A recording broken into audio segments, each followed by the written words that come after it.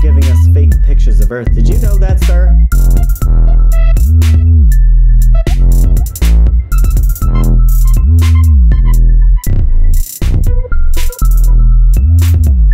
Who that knocking at the door?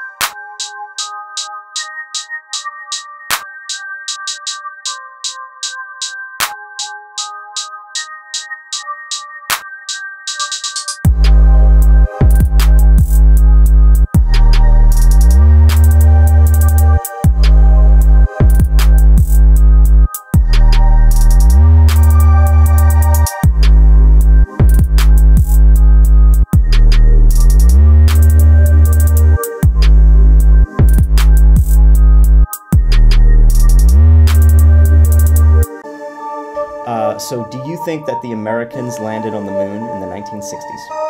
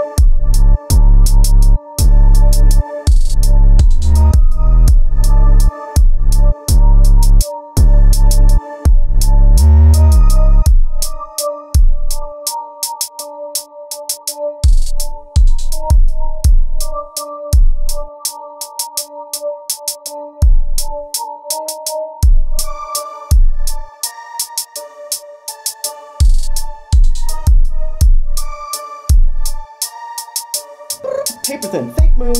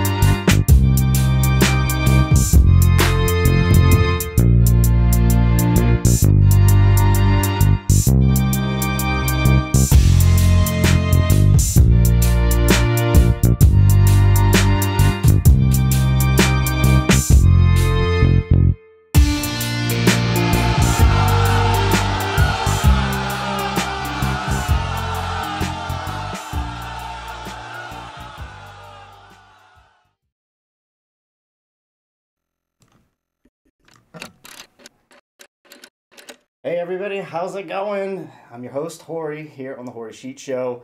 I'm ramping things up here finally.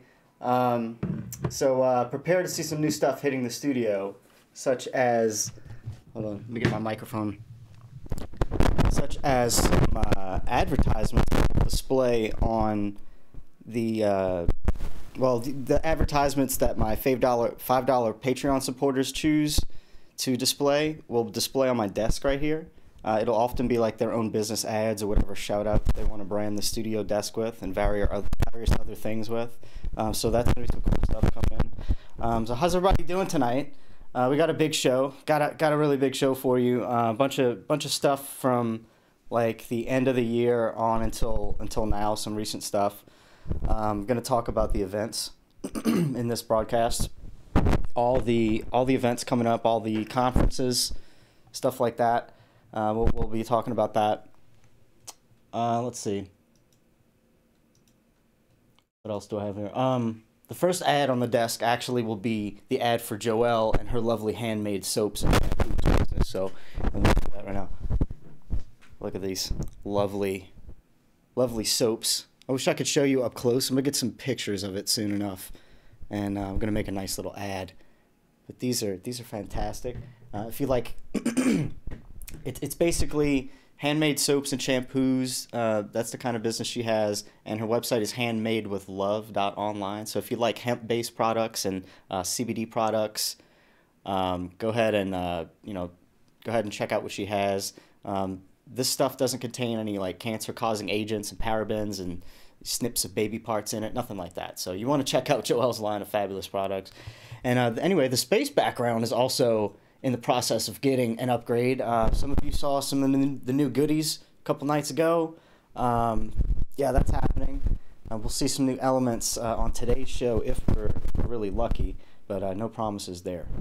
Now, I'm also getting ready to put out the Flat Earth Dating Show soon. I've really been thinking about this. I'm working out all the kinks, though. Pardon the pun. Really, I'm trying to figure out a proper way to do it that will be fun, easy, and safe for everybody involved. So stay tuned for that. Yeah. Now, first up, more damage control in the mainstream media. Let me take a seat here and get comfortable. I'm going to talk about the mainstream media.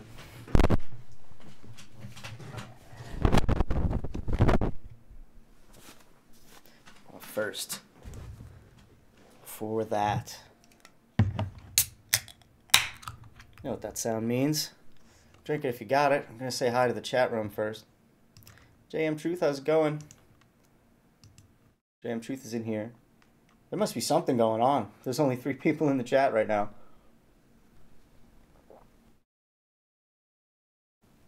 something else is going on somewhere. But right here, we're going to get our fill of the news. We'll have JM Truth TV on in a little while. All right. Let me show you this page, guys. This is interesting.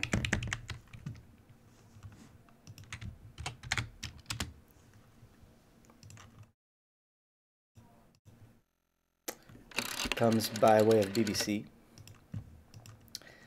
The BBC and other mainstream outlets, especially in the sports arena, are having a tough titty of a time trying to figure out how to deal with the flat Earth. Yep.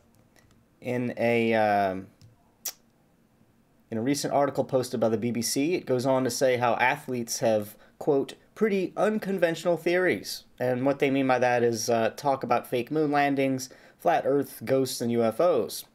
The article mentions at least 4 athletes, including Steph Curry, Kyrie Irving, Matthias Vitskivis, I have no idea, and Fabian Delph. It basically targets them for their beliefs about some stuff I spoke about a moment ago. So, I mean, long story short, they're trying to make flat Earth look less credible by grouping it along with other controversial topics. So it's a tactic to change the minds of the weak, and unfortunately, many of those people will fall for it. Many people will fall for it in general, especially those dweebs who eat, live, and breathe sports all the frickin' time. And I'm sorry, I'm not one of those guys, but yeah, that's what's happening. And anyway, where's my other thing I wanted to show you real quick? Let me take a sip of this. What's going on, Josh? Is there like another stream going on right now that I don't know about? I should be watching right now? Or is everybody in the, I bet everybody's in the Flat Smackers room. I'm in the Hoary Sheet Show room right now. Yeah, everybody's in the Flat Smackers live. All right, I'm gonna boot off the Flat Smackers live stream. I want everybody to come to the Hoary Sheet Show room on YouTube, because that's what I wanted to do pretty much right after the timer anyway. But yeah, I figured out what's going on. And also, if my connection is really crappy, let me know. I'm dealing with some connectivity issues. I've been dealing with it all week. It seems to be stable now. Every time I look at it, it's red, and then it goes to green. So you guys tell me if it's crapping out or not. And get on over to the Hoary Sheet Show room right now, because you're going to get flat smacked off of the Flat Smackers live right now. Love you, though. All right, guys. Everybody in the Hoary Sheet Show still with me. Oh, I bet they saw the wrong thumbnail over there, and they were like, "Ooh, Hoary's gonna flat smack." So I just totally that was just rude. Everybody got teased if they were looking for a flat smack show. All right, now. What? Did he really? I mean, what a puss. Oh, that's some real damage control, huh? Well, you guys, you heard it. Well, maybe you almost heard it, but anyway, Steph Curry has now apologized to astronaut Scott Kelly for his comment regarding the moon landing being a hoax. Now, let's watch this garbage real quick, and yeah, feel free to point and laugh. Hey, Steph, how you doing? How you doing? Doing good, man. Thank you so much for taking the time to have this conversation with me. I want to introduce you to all the followers and people that are watching. This is Scott Kelly, a highly esteemed NASA astronaut. I'm a retired Navy captain, astronaut, flew in space 4 times, twice on the space shuttle, twice to the International Space Station, and recently spent almost a year on board the ISS getting home in 2016. But, just so that people understand the background, obviously, there's been a lot of conversations and reaction to a podcast that I was on about 2 weeks ago, where we were having a kind of a just impromptu conversation, and it started to go down into some conspiracies, and I made a comment about the moon landing. It was one of a very unfortunate situation for me because it's a comment that was, made in jest and not to be taken seriously. But the headlines and the reaction kind of took a life of its own. And quite honestly, you were one of the first people that reached out, wanting to have a conversation with me in particular. And I think that it was important for me to understand, one, the magnitude of, things that I say in my comments and how much weight they carry, no matter if I, am joking or not. For me to reflect on the last week, it's been one of those kind of situations where I've had President Obama reach out. I've had yourself, one other astronaut that really want to educate me on how significant, the moon landing was. Obviously, it was real, but in terms of, the sense of national pride and how, that exploration for mankind has, pushed boundaries. Listen to how much ass kissing this guy did. I mean, oh God, 10 minutes of that. Oh. It's disgusting.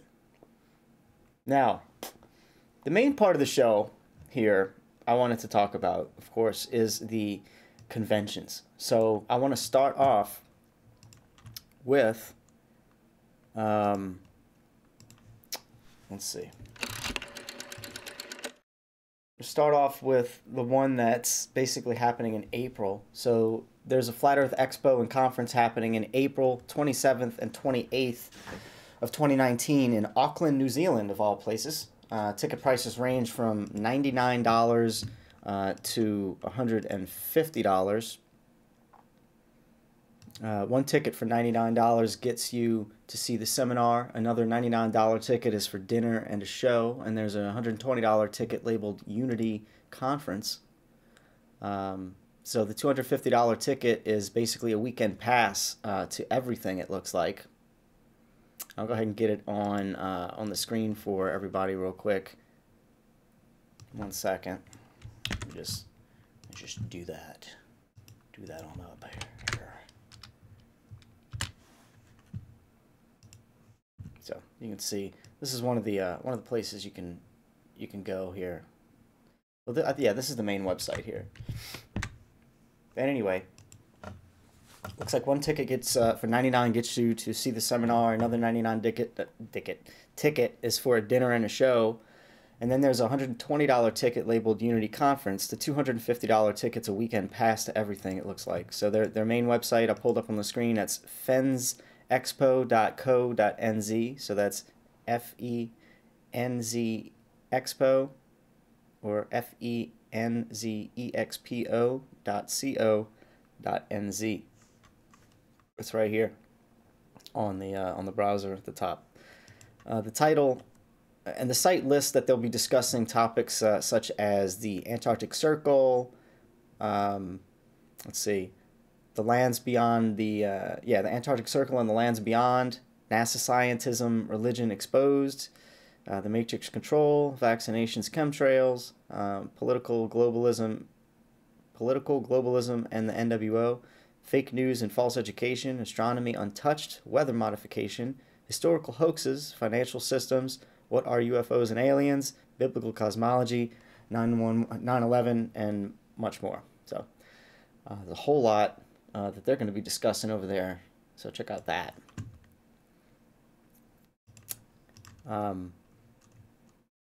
That's sure to be a good one. Again, that's April 27th and 28th of 2019 in Auckland, New Zealand.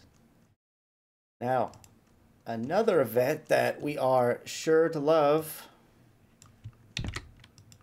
Oh, yes. If you said the FEIC 2019 conference in Dallas, and you're correct. Yep, it's going to be Robbie Davidson's event over in Dallas, Texas this year. That will be happening November 14th to 15th. Among the list of speakers currently confirmed are Rob Skiba, Robbie Davidson himself, Patricia Steer, Rick Hummer. Let me just go to the speaker screen here. You got Rick Hummer. You got David Weiss. You got Matt Long. You got Jaron Campanella, Bob Nudell. Iru Landucci's going to be there, along with Nathan Roberts, Paul on the Plane, Nate Wolf, and Chad Taylor. It's going to be a good one. More speakers are most likely going to be added to the lineup as time passes, and I will keep you all informed. The event will be taking place at Embassy Suites Conference Center, and it's actually going to be in Frisco, Texas, which is sort of like a sub of Dallas. So thought I should mention that. Robbie Davidson also has one coming up in Toronto, Canada on August 1st. You can go to the top of the site here and click the Canada button to get to that.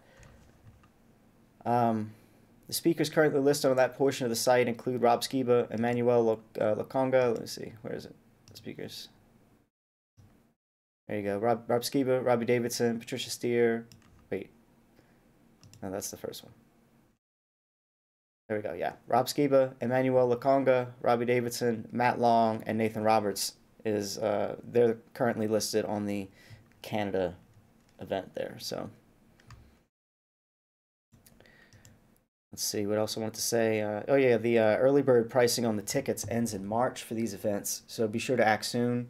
They range anywhere from $200 on up to $400. So like $200 if you're going solo, $400 for the VIP ticket, and there are group discounts offered if you bring in 4 or more as well. So that's that. Also, there'll be a cruise happening in 2020. Robbie Davidson mentioned that at the conference, and I think a lot of people just about hit the floor like, what? So more info on that will be coming out later this year, I'm sure. That sounds really fun. Head on over to fe2019.com for more information on all the stuff Robbie Davidson has going on this year. And take a sip on that.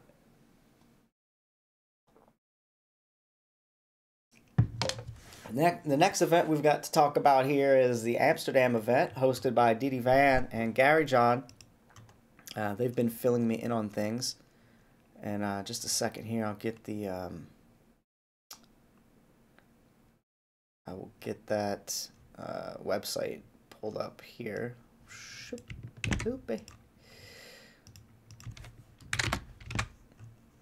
All right. See that? Okay. Anyway, they've been filling me in on things, and I'm happy to announce, hot off the press, that Jaron Campanella will be one of the speakers at that one this year. So that's brand new news. Also, the lovely Roxanne Glenn will be speaking as well. We'll be talking a little bit more about her later on tonight in the show. Let's see. And also, more speakers will be announced as time goes by. I think they're going to announce new speakers like every 2 weeks. It's the second FE convention organized by Didi Van and Gary, and it takes place from the 27th to the 29th of September here in 2019 with a new debate, international speakers, and a fun party. Yeah. I want more details on the fun party part. Ticket prices for that event range from $55 €55 for a one-day pass, or 105 euros for the Saturday and Sunday pass. And I think that's like 120 bucks USD. There are discounts for bringing a friend or for having groups of 4. And more information about that one can be found at feconvention.com. A big trailer will be released on the 25th together with more new names, so stay tuned for that. It's good stuff. Also listed on the site is the first, listed on the same site here is, let's see, is it listed on this one? Yeah, it is. feconvention.com is the first Globe Lie UK convention in Birmingham, organized by Robin and Charlotte, which takes place on the 13th through the 15th. That's this one right here. Of September. So 13th through the 15th of September in 2019 at the Pioneer Center with loads of speakers and information about the next tour. So they'll actually be ending their travels at Gary and Didi's event. And I'll be playing a little bit about that later on when I talk about Roxanne. And I might, you'll have to remind me, I might have to skip forward and show you the tour destinations, or at least I'll read them out. But anyway, check out the website, again, feconvention.com, for more information about both of these events. Another event coming up is, well, before I go with that one real quick, let me say hi to everybody that might have collected on in the chat. There we go. Everybody is in the Hori Sheet Show room now. What's up, guys? Yo, what up, Hori? Fred Carr made it here. Hey, Mackenzie. Steve. See, you found it. Good stuff. Make sure you sub and ring the bell. Don't forget it. And please share the channel. I mean, share the show here. I'm kind of Facebook blocked me for a week from posting, so I'm gonna need you guys' help. I guess 26 groups is my limit, so hopefully it doesn't bump me down to only post into 5 groups for a while, because that's gonna really suck. But that's why I have 2 Facebook accounts, ladies and gentlemen.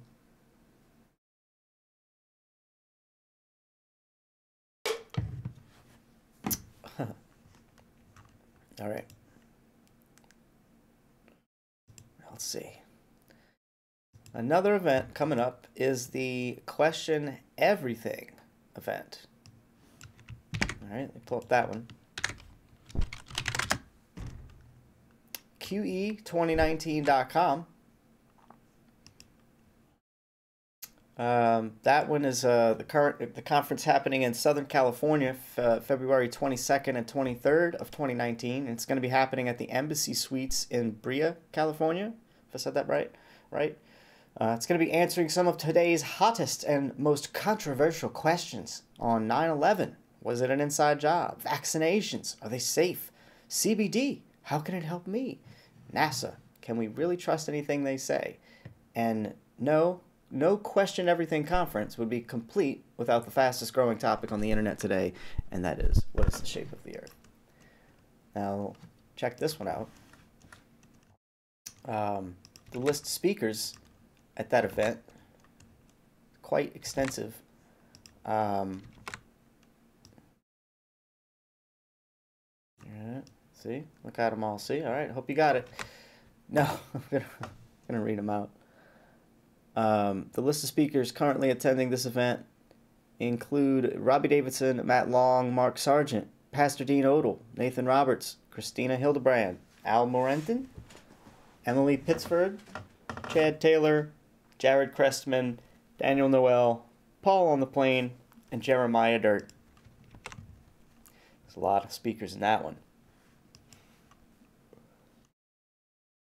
Let's see. Do I have any more information on that one? Of course I do.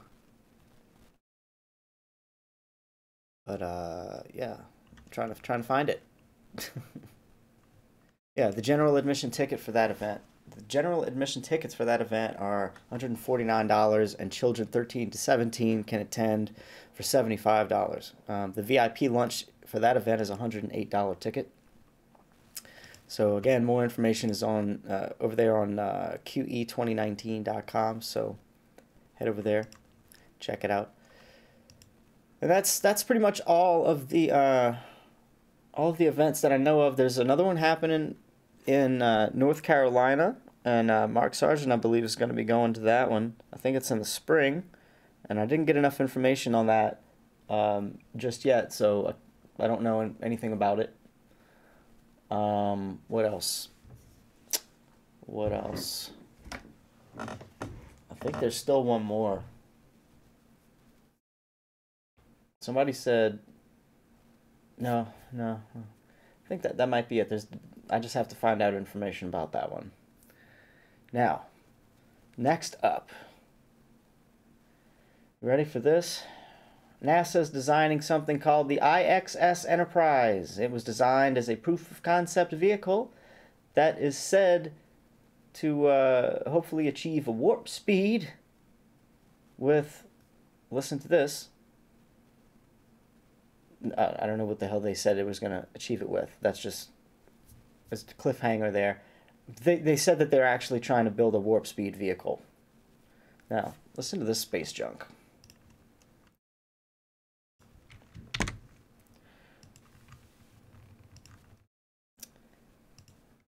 Let's put it on the close shot browser here. That'd be good enough.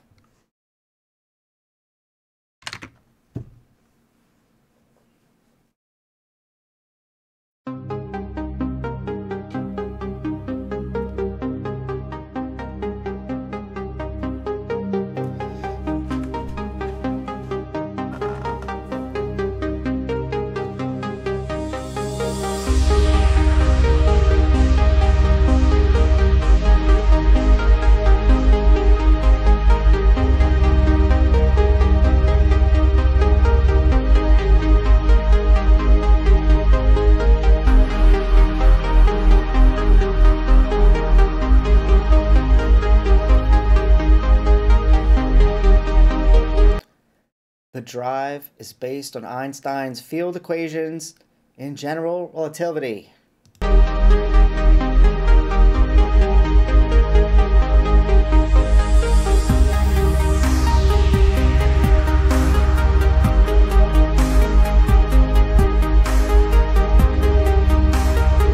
The warp drive allows the starship to bend the space around it, thus making distances shorter.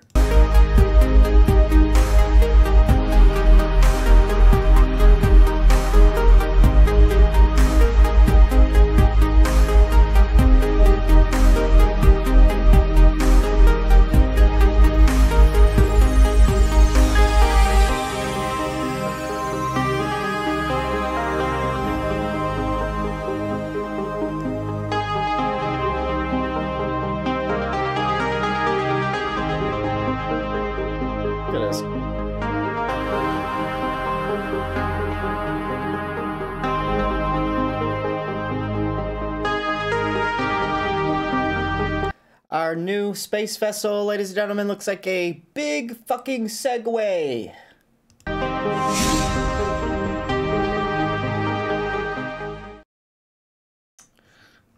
Horseshit. That's what that was. Alright, anyway.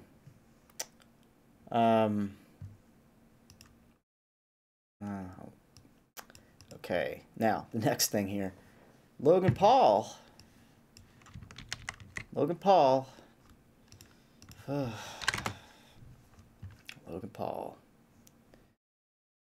ready for this? He announces the most important documentary of his generation, of this generation, to a professional boxer, ESPN's Prospect of the Year in 2013, Ryan Garcia. And that documentary, well, it's a documentary that involves Flat Earth, of course. We're going to play that. Now, I'm sure we'll see some footage of Logan at the event in that documentary. But yeah, have a listen to this. Ask yourself if he's mocking this, okay? You really got to ask yourself if he's mocking this or what.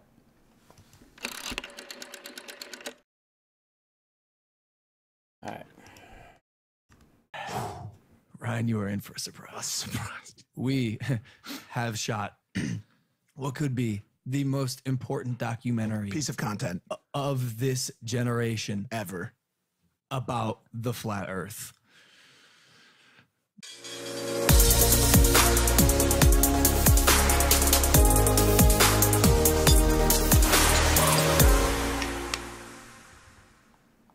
If you guys do not know who Ryan Garcia is, you are a professional boxer. He's an animal, guys. In 2017, he was ESPN's Prospect of the Year. So you're big into conspiracy theories? Yeah, I love conspiracy theories, man. What's your favorite one? What's the say, biggest one? I'm saying nothing. I'm just watching. I mean, I would probably go with the flat Earth theory.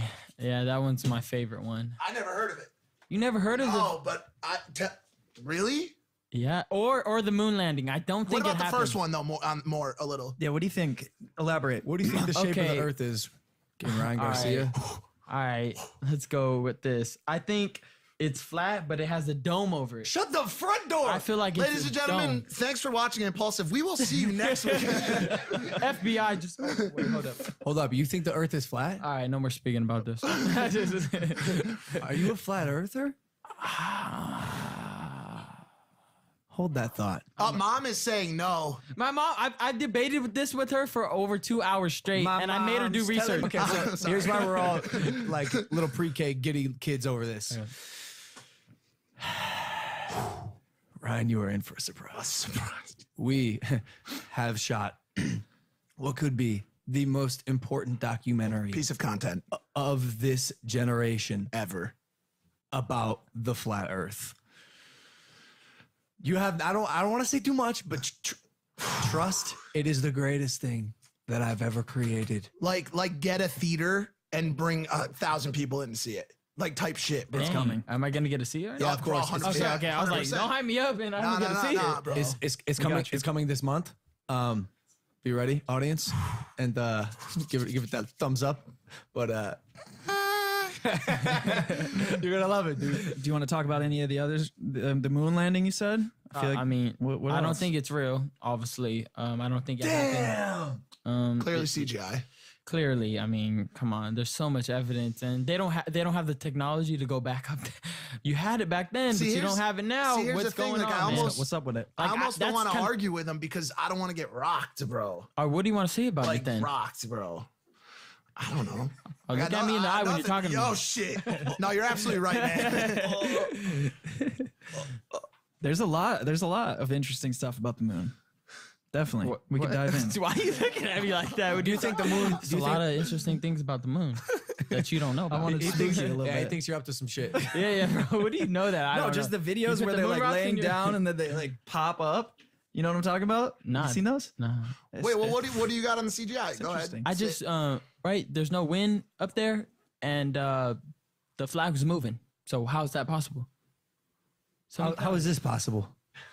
Snap. Oh, that looks real, bro. It's like a space-bound pancake. That looks like it's. Oh, that does look like a pancake. Not gonna lie, but that looks like that. It could be that, This is crazy. dude. That's amazing.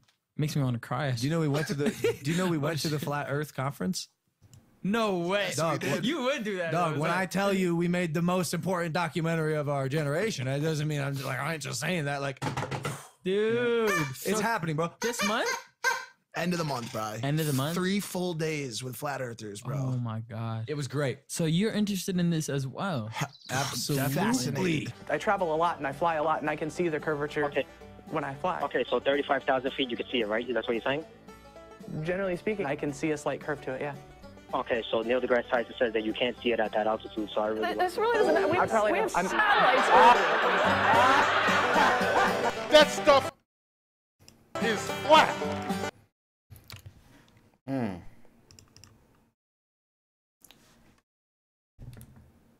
Yep. Some new shirts available. The Neil deGrasse Tyson, That Stuff is Flat hoodies, mugs, and t-shirts. Celebrate Truth. Visit that YouTube channel and check it out. Thanks, Robbie, so much for doing all this hard work, man. Guys, I'm looking at the connection of this stream, and I hate that it's looking so bad. I'm going to have to give Cox a serious piece of my mind after I get offline. It's crazy. All right. Next up in the notes here. I mean, so what do you think about that? Was he mocking it or what? What do you guys think? I want to hear that in the chat. Are you still on his side or what here? And how's the stream? Is it buffering like crazy or what, guys? Didn't get the notification. I'm not surprised. Oh, D Marble is on and Celebrate Truth. Owen is live. Oh wow, cool. Yeah. Owen is live and that's right. D Marble's on. A lot of people watching D Marble stream right now. Yeah. On top of no notifications, it's great. I'm thinking he's mocking it too. I'm really still leaning towards the mocking it thing. Hey, Matrix Media, how's it going? All right, those chicks just got punked, Christopher. Chicks. What chicks are you talking about? Did I miss the chicks? It's terrible short-term memory. All right, let's go with more news here. What do I have? Fox News, to be specific. Oh, ready for this. Oregon man crosses Antarctic unaided in impossible first. Reportedly the first person to accomplish such a feat. That's what the article says here. And no, that has nothing to do with it. This guy. And you know Flat Earthers got a hold of this story because, well, there's at least one meme that suggests he faked it or misled some people. Let's go to that meme. Do we have that meme? Man crosses Antarctica. 948 miles to cross the Ross Shelf.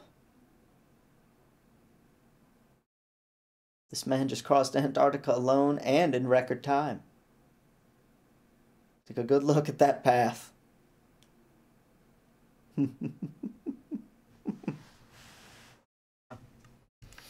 Thank you, Mainstream Science. Thank you so much. Yep. Sure, buddy.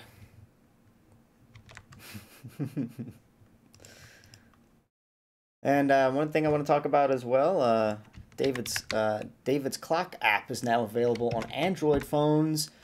I will be purchasing that very soon, and I'll be showing it off. Check it out. It's finally here.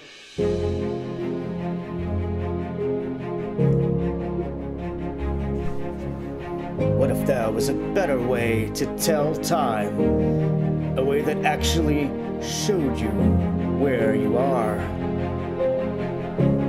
Day and night. The moon's positions and phases. The position of the sun on its daily journey across the Earth plane. The reason for its seasons. A clock that represents real time. Introducing David Weiss's Flat Earth Sun and Moon Clock.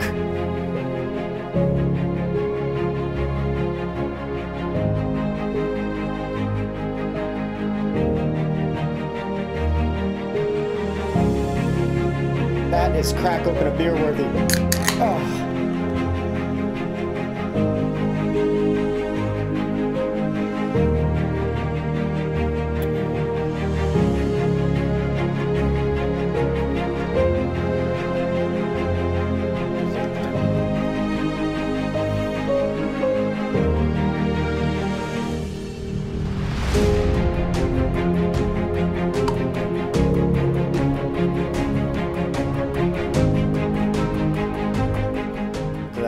Set the format, you can set the hours. 24-hour clock right there now. You can change its backgrounds. I wish he would show it on here. I don't know if he does. Now it's a 12-hour clock. I don't know what he did. Oh, countdown timers.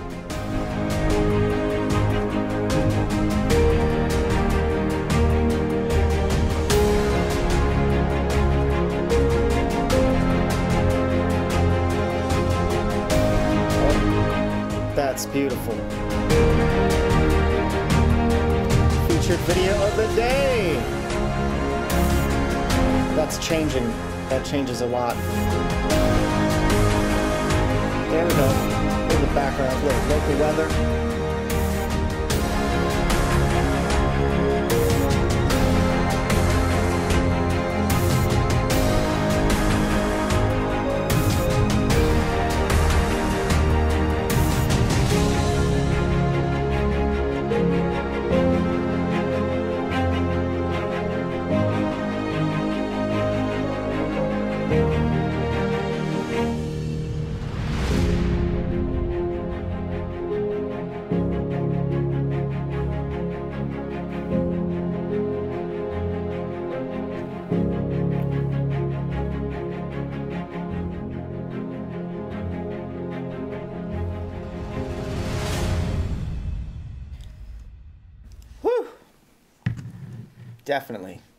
Definitely got to get you some of that, guys.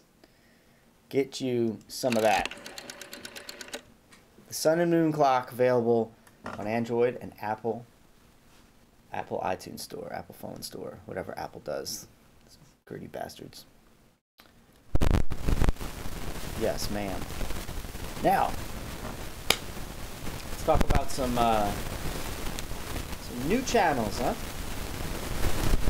First, before I get to any brand new channels, say hi to everybody in the chat.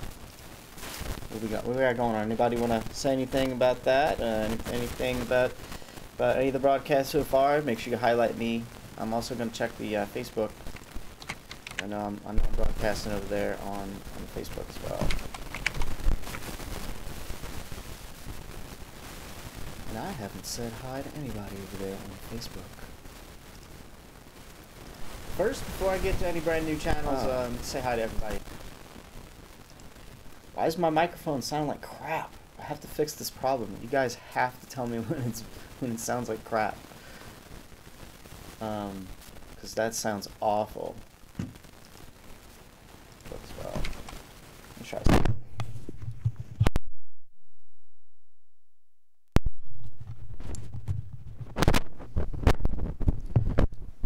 Okay. How does that sound? I really don't know. Like, I'm not exactly sure how to fix that problem at this point. It can't be a cable issue. Oh, let me try something.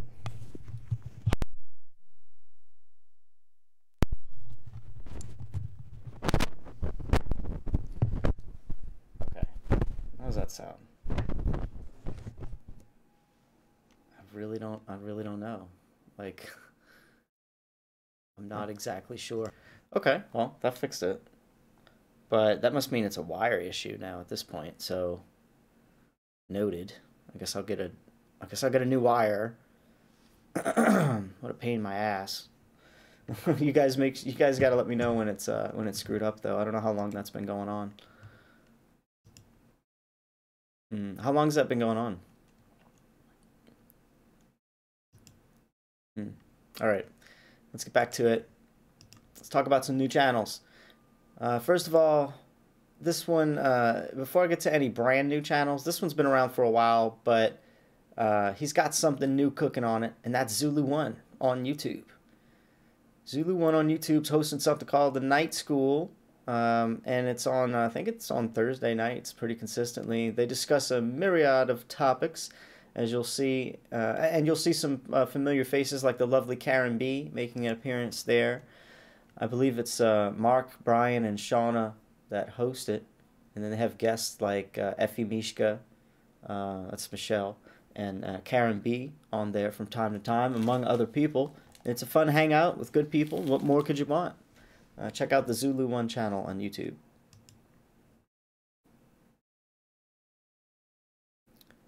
All right, cool. Another channel we should look at, if you haven't heard of her yet, is Roxanne.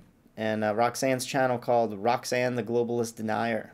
So you can check out that channel real quick. Take a look-see.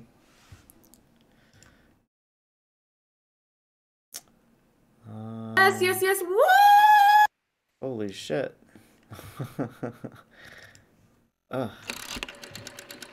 Alright, here's the channel.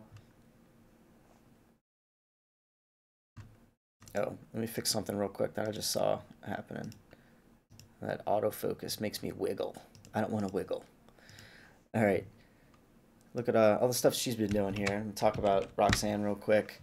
So she's doing some amazing activism work, bringing people together, spreading flat earth news. She's a really good person to have on our side. Some of her recent videos on her channel include information about the Birmingham Globe Lie Tour, the videos on mud floods, and some casual hangouts. There was a ladies' night recently. Interviews with people you should know, like Sleeping Warrior and Crow 777. She's really doing a lot, so check out Roxanne, the Globalist Denier. Here's a small clip of one of her most recent live streams. We'll play this till about 14 minutes in. We'll start it off here, play for about 2 minutes. With Wix, you can create a professional web. I'm sure we can. But you get no SEO. At this point, I just want to make a quick disclaimer, just a quick one, just while we're here, health and safety and all that. Those of you that have any medical ailments, any pacemakers, anything that's in you know, like when you go to a theme park and they say those with medical ailments, like check yourself out, like take a moment. At this point, those of you that aren't sitting down that have medical ailments, please sit down, take a deep breath, and brace yourself. Fire away, Jason. No. Yeah, so I'm going to be talking about the tour. A lot of people have been speaking to me about the tour, and when's it happening? And where's it going to be? And right, so I'm talking about the tour. So we've when I say we, Hmm. I had a group chat with a few people because I already had the tour in mind and the dates and locations and things. So I wanted to run it past some organisers of these conventions because they kind of might be able to fit something in. Anyway, so we had a group chat with Robin, Roxanne, Gary, Diddy, Adam Meakin, and Anthony Riley, Sleeping Warrior there. So I run it across them, and it's I seem to have got a thumbs up by them all, and everybody's on board with their full support, and everybody's quite excited. So what is it? Where are we going? What is it? What is it? Tell us. Right, I'm not even going to tell you. So I need to screen share now, and I will present the tour. Well. So let me. All right. So they had some screen share issues, and then they took and showed off a picture, and then here it is. Euro Tour 2019. 14,278 miles, 39 countries, 64 destinations. Nice. That is going to be something special, guys. It's really going to be something special. They'll be traveling all that much, and I'm going to start covering this more, so stay tuned. Stay tuned to that for that coverage. Next up, Nathan Roberts. His channel, Flat Earth Doctrine. It's another channel you guys got to check out. Look who played Flat Earth Santa this past Christmas. The rocket equation. Yep. This guy. Let me show you. We're going to watch a little bit of this. Merry Christmas.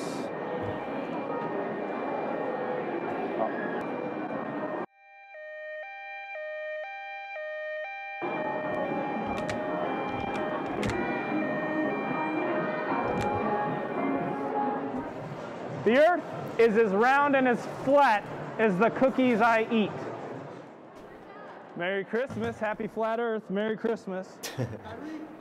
Kyrie and Stephon Curry, flat earth. Maybe Stephon Curry. It's beginning to look a lot like flat earth everywhere I go. Merry Christmas, keep it flat and stationary. You know. So yeah, you get the idea. Nathan does a lot of flat earth activism, and he's speaking at some of the conferences, like I mentioned a minute ago. Make sure you sub to his channel. He's got a lot of stuff going on there.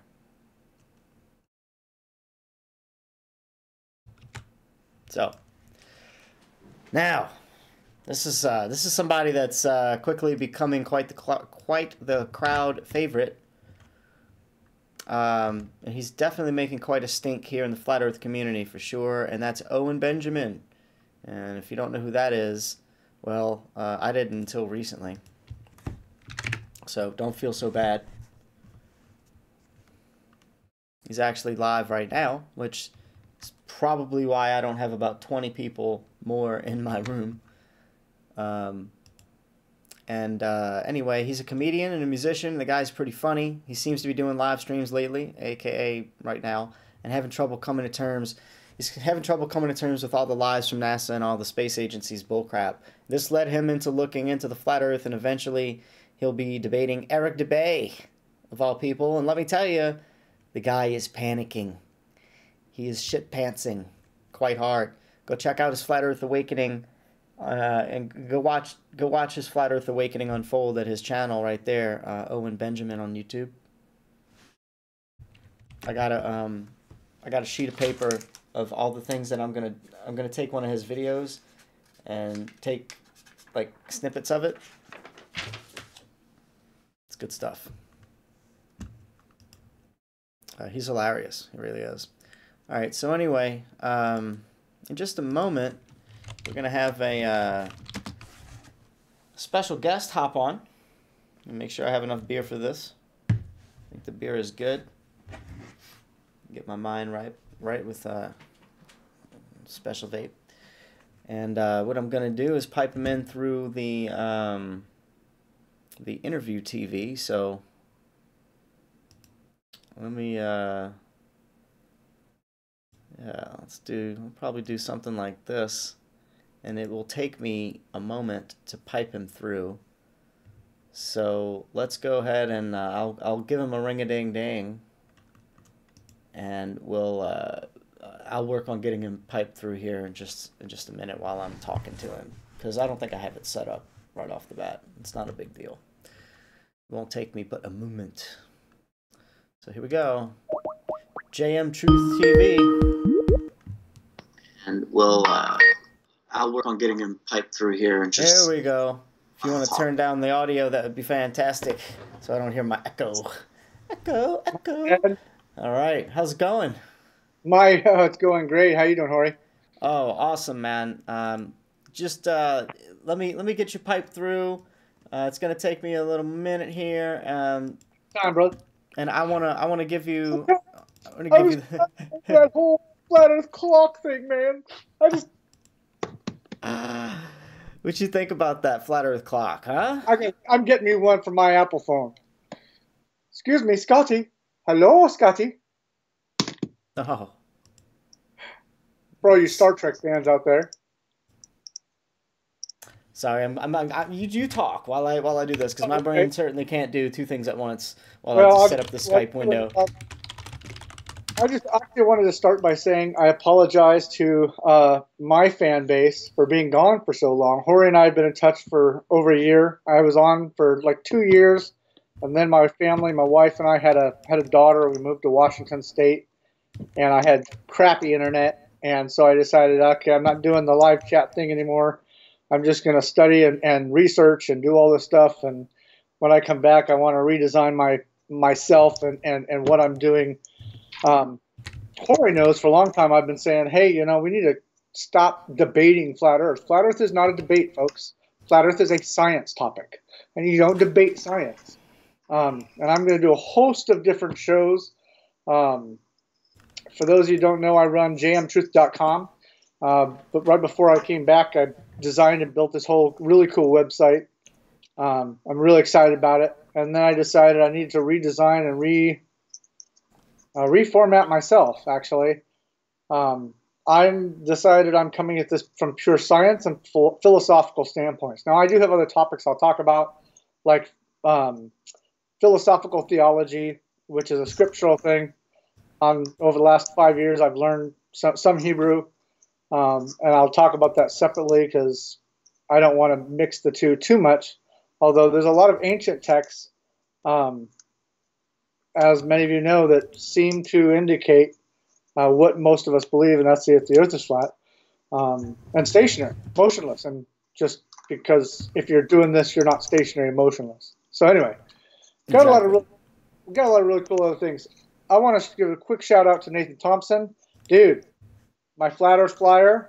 I'm going to start doing activism stuff on a slightly larger scale than Nathan Thompson. I'm going to probably hit up things like the city council and the board of education. Just saying. Yeah. Good. I'm gonna walk my ass in there with cameras. That's my plan. Dude, anyway, make a stink. Right. So I've decided. Well, not decided. About 2 years ago, after coming to the realization 3 years ago, or whatever 2015 was. The flat Earth, I decided I wanted to get into science. I wanted to really look at things from a scientific standpoint. I'm now qualified as a physicist, basically because I do science experiments, and that's what I do. And then I do instructional videos and teach what I've taught. So like I said, flat Earth flyer. Hey Hori, that's 10 scripts right there. I don't know if you can tell the thick. Wow. Well, hold on. We'll show that again in just a second. What I'm doing right now is fiddling because the damn Skype window, I just couldn't take all the little buttons and stuff that was showing. So I just switched the window broadcast. So show us that again. Okay. Well, I don't know if you see the thickness or not, but that's 15. That's 10 actually. about 8 to 10 scripts for my instructional videos. Wow. For my videos, I will also have my clipboard with my script on it, and all my notes, because I don't have a photographic memory. For those of you who don't know, I'm also a military veteran. I was a combat medic for 12 years and served in Operation Enduring Freedom and Operation Iraqi Freedom, unfortunately. And I will probably get into all that. If you go on my site, you're going to see there's a thing called the topics bar, and there's a bunch of topics, and I'll be covering a bunch of questionable things at the time. Jorge, I did want to show you. I did something, and because now I'm going to deem myself a scientist, this is going to be my science box. I'm going to keep all of cool stuff in there, and you're going to get a sneak peek. I'm going to do a video on this, but you're going to get a sneak peek at this motherfucker right here. Let's do it. Because I got to show you. All right. And by the way, what is this? Oh, green laser pointer. No, Laser. green laser pointer. Yes. Good. Okay. This is not a normal laser. This is a 10-mile military-grade green laser. Ooh. I don't know what they were using in the other thing, but this should not diffuse too much as long as it's not too hot. Now, for those of you, I don't know what other people know and don't know, lasers actually will diffuse the hotter or warmer the climate. Because the hotter the warmer the climate, the more moisture you have in the air. The colder it is, the finer the beam stays for a longer period of time. So because I live in Montana, I'm going to do a whole 5-mile laser test, 5 to 10 mile laser test actually. I'm going to do 5 miles first, and then if I do that, I'll probably try to do 10 miles. 5 miles should be accurate at 1 foot off the ground, but that's my goal. So anyway, it's that, and then also I have different. I have a kick-ass lab coat I'm going to do when I do my science test. But when I do my philosophy and my philosophical science stuff, you've seen this already. But I have it's actually a old Victorian coat. It's not old. It's brand new. I just bought it. Let's see. Let me get you back on the interview shot for the camera, and you can show us what you're talking about. All right, there you go. I had your website up for a minute. There you go. Look at that. Look at that, baby. You remind me of the key maker. Nice. And part of the reason that I decided on this coat, or this jacket, was partially because, if you remember, dude, like over 200 years ago, we had the Renaissance, or the Age of Enlightenment is what they called it. And we had like free energy. Like I've seen pictures of like 150, 200 years ago of women riding like battery powered scooters, like electric scooters, like crazy stuff, dude. So the more I researched, the more I found that our history probably isn't what we think it is. And I think we had a time where we actually had free energy, and that's somehow they tore that down and either wiped everyone's memory or destroyed that generation. I'm not going to get into all that now, but my point is I want us to think from a point of reason and a point of logic, and not the modern day logic, because that's actually insanity. As you know, space and all that crap is all crazy. So science should be able to prove whatever we need it to, or disprove whatever we need to. But as you know, we've heard a lot of people talk about, oh, science proving this and science proving that, and popular science says this, and folks, all that stuff is bullshit. It's all crap. Science should be run through the scientific method, and as far as I'm concerned, when I was in school, I was given a book and said, here, look at the science and all this stuff. All this stuff's been proven already. But I never bothered to go test it. And when I did go test it, I actually went out and tried to prove that there was a round earth and tried to prove flat earthers were idiots. For the first 3 weeks, just made fun of round earthers, or like what we call globe heads now. I was a dick, dude, to globe heads, or to flat earthers, I mean. And then I couldn't believe it when a friend of mine sat me down and showed me scripture, and I went through scripture, and I went, and there's no way. No way. And so I went out and tried to prove what we all do, and tried to prove the earth was a sphere. I fell on my face and smacked it against the concrete for 1.5 miles. Anyway, got up, dusted myself off, and went, okay, well, A new enlightening's happening, a new awakening. Okay, let's go here. I'm scared shitless because I thought it was the only person, and found you and some other, other people, and I was shown a lot of grace. So anyway, my hope is that by building this channel and attacking things from a scientific standpoint, we can bring people to actually wake them up and actually have them look at the science behind it. That's my hope. Anyway. That's good. Yeah. So we all need to be doing that in our own capacity. And I love what you got going on. You built the whole website. I was just showing it off a minute ago. And I was also showing off the it's not the key maker that you remind me of. It's this guy. If you're looking at the screen right now on the broadcast in about 20 seconds, you're gonna see this is the guy that you remind me of when you're wearing that, and it's badass. It's the key maker's bodyguard. You see that on the screen? I got him on the TV. Yeah. Oh yeah. Okay. Oh. Yeah. Not the key mate. Yeah. Yeah. You want to hear some funny shit? I actually studied martial arts for a time. Not gonna tell you how long, but long enough. So that's funny. That's cool. So what was I gonna say? Yeah, I was gonna show you your website as well. We'll take a look at that real quick too right now. And you said you had some links, instructional series. You got physics 100, physics 200, biochemistry 100, philosophy 100, healthy living. You got research topics. What is a conspiracy? Belief versus truth. Flat Earth facts. Gravity. Moon landing. Sun. Moon. Stars. Arctic treaty. Antarctic treaty. So much stuff he's going to be going over. I'm sure some of these are they just placeholders for right now? Yeah. No, actually, all of those. You click on them. They are all up to date. I believe up to Moon, and some of them have stuff that you can download or look at, but some of those pages, like the stars, are not done yet, but they have videos for you to get a kind of updated on. Nice. Yeah, the flat Earth facts, all that stuff is done up to, I think, the Moon. Yeah, I did moon landings. I think the Moon I haven't done yet. So. Yep, that's the Moon's under. Wait, the Moon's showing. Yeah, you got the Moon. Right, but no, I have a Moon. I actually go back to the research topics. There's an actual Moon topic right below the Moon landings. There you go. Oh, Moon. Well, that's the one I'm on.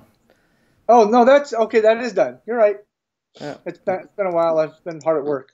I know how it is when you're like, oh, wow, I did that already. Wow. Yep. The sun is where it starts saying it's under construction. So that's cool. Good stuff, man. Really good stuff. So I want to go over something with you that I got in the email. Emails.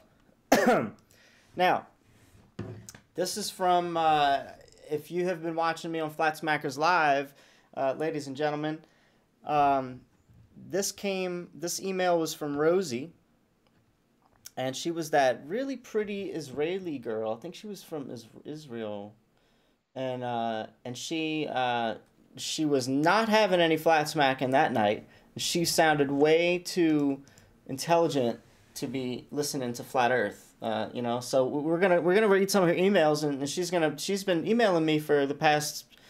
She's emailed me 3 times, and then she's leaving comments on the videos telling me how wrong I am, and I'm brainwashing everybody, and I'm parroting science. I'm parroting lies. I mean, so we're gonna see why I'm parroting lies, and we're gonna have a discussion about it. I have no idea. I don't read the emails that I get when they're from Globers trying to tell me I'm wrong. I don't even look at them. I look at them and I'm like, oh, pfft. And I look at the links. I'm like Wikipedia, and I'm like, and I skipped it and I moved on about my day. And then I kept getting these emails, and I got another one a couple days ago. So I was gonna eventually address them, but now she's leaving comments and things. So we're gonna go ahead and address them now with JME Truth TV. So let's read the first email. Give me a second. I'll pull it up. Okay. I think they're... All right, I got them all right here, but I want to make sure I didn't miss any, because I'm pretty sure there's 3, and I found 3. Yeah, unless she switched up her emails, then I think we'll be fine. All right, so the first email that came through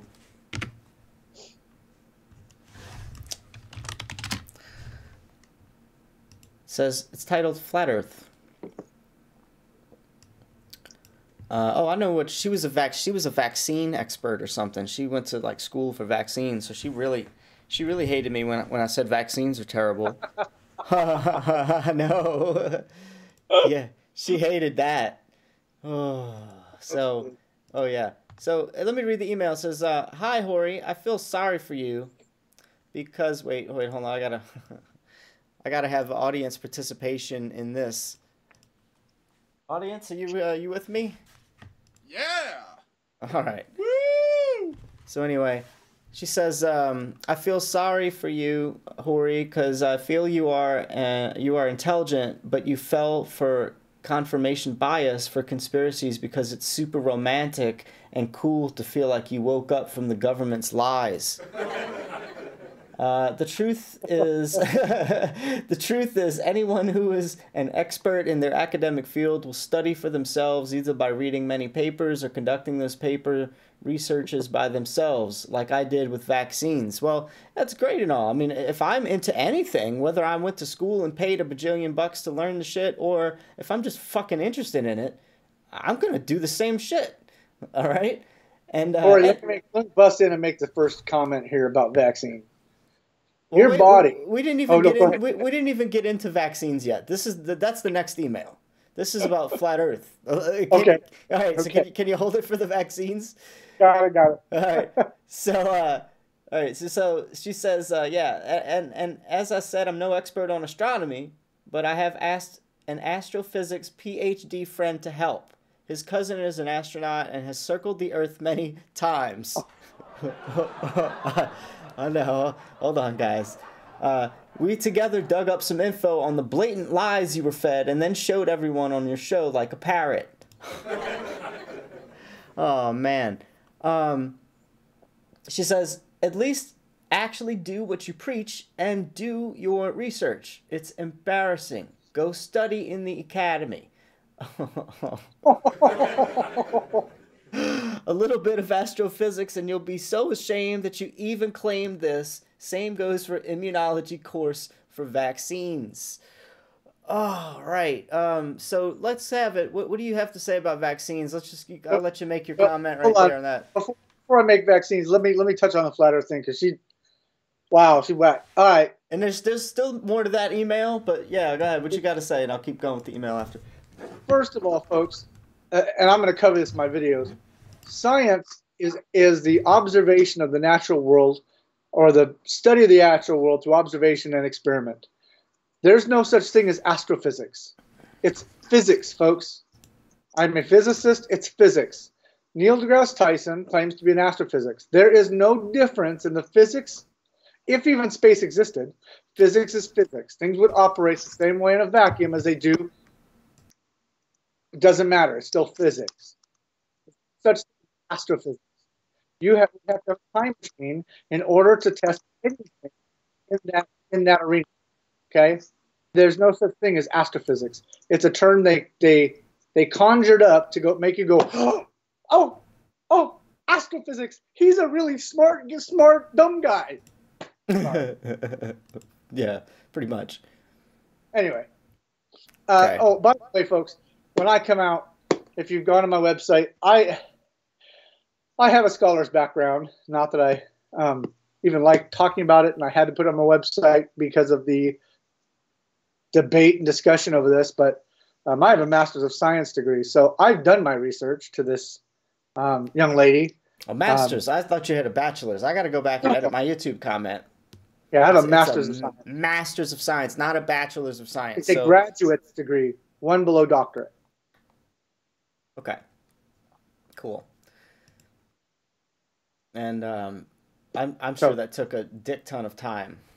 Oh my! Well, actually, I could brag a little bit, but I hate bragging too. But in this arena, I guess you kind of got I get a lot of people that like to call names and be stupid.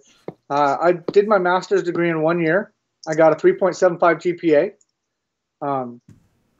I have dismantled all of both Newton's and Einstein's theories.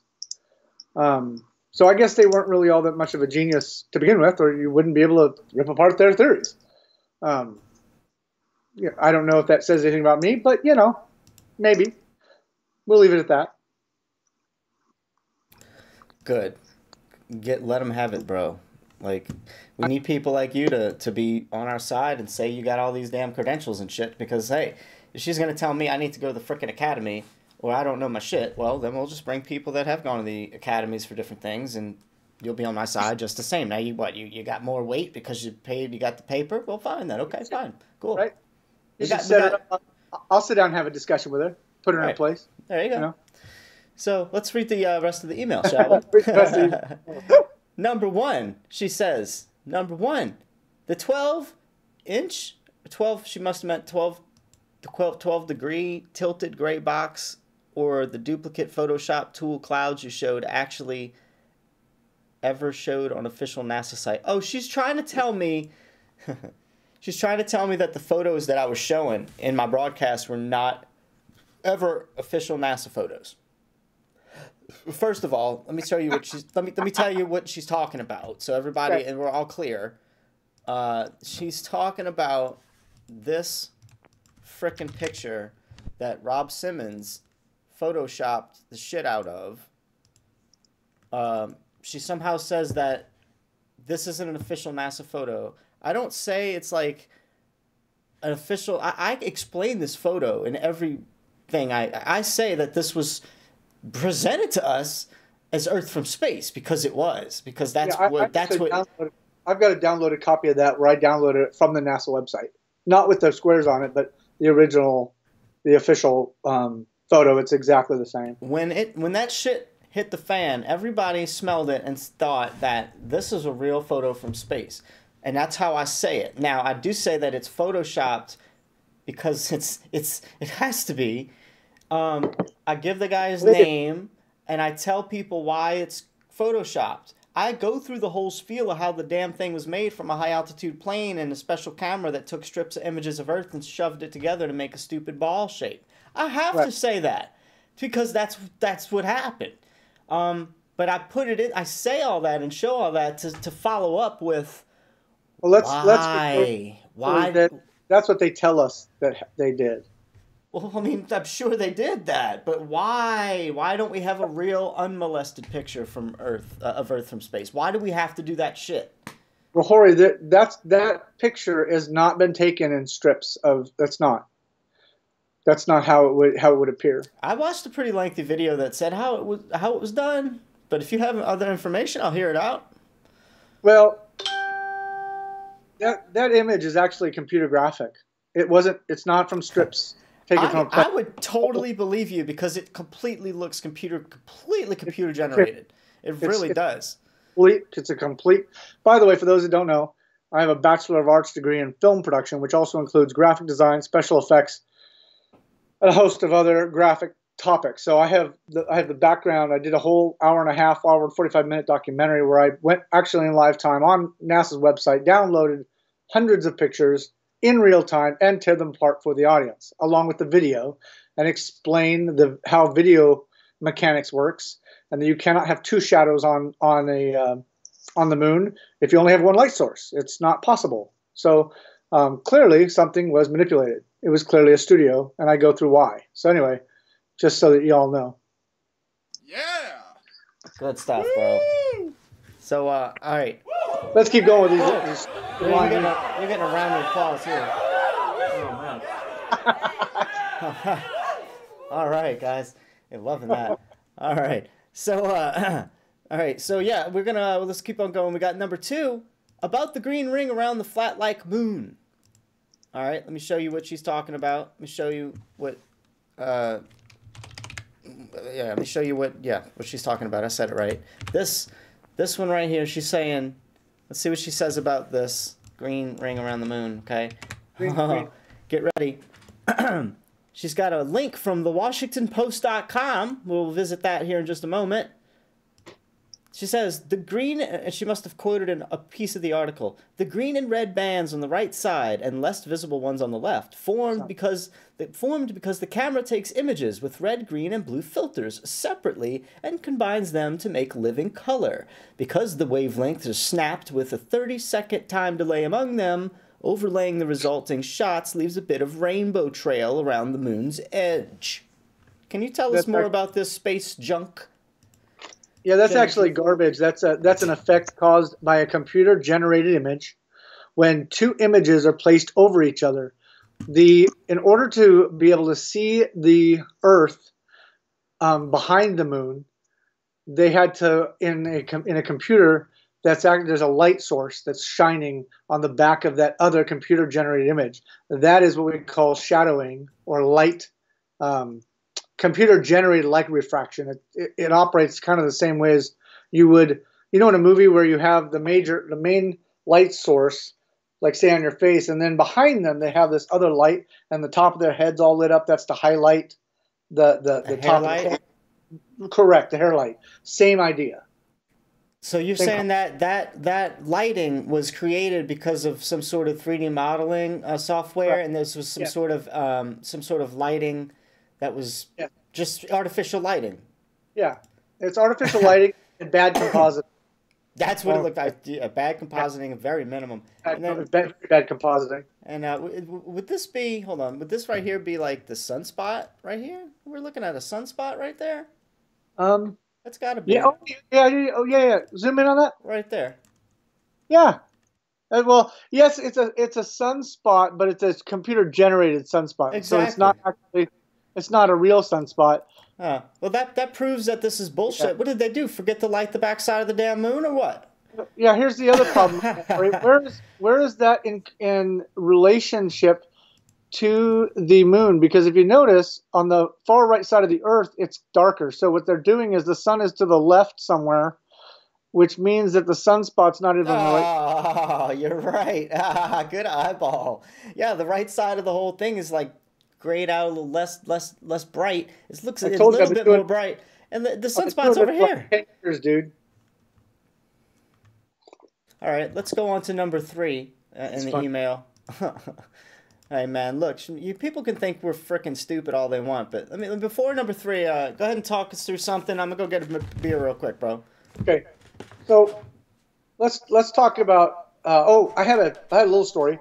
Today I was at a drugstore getting, not drugs, but getting some medication for one of my family members.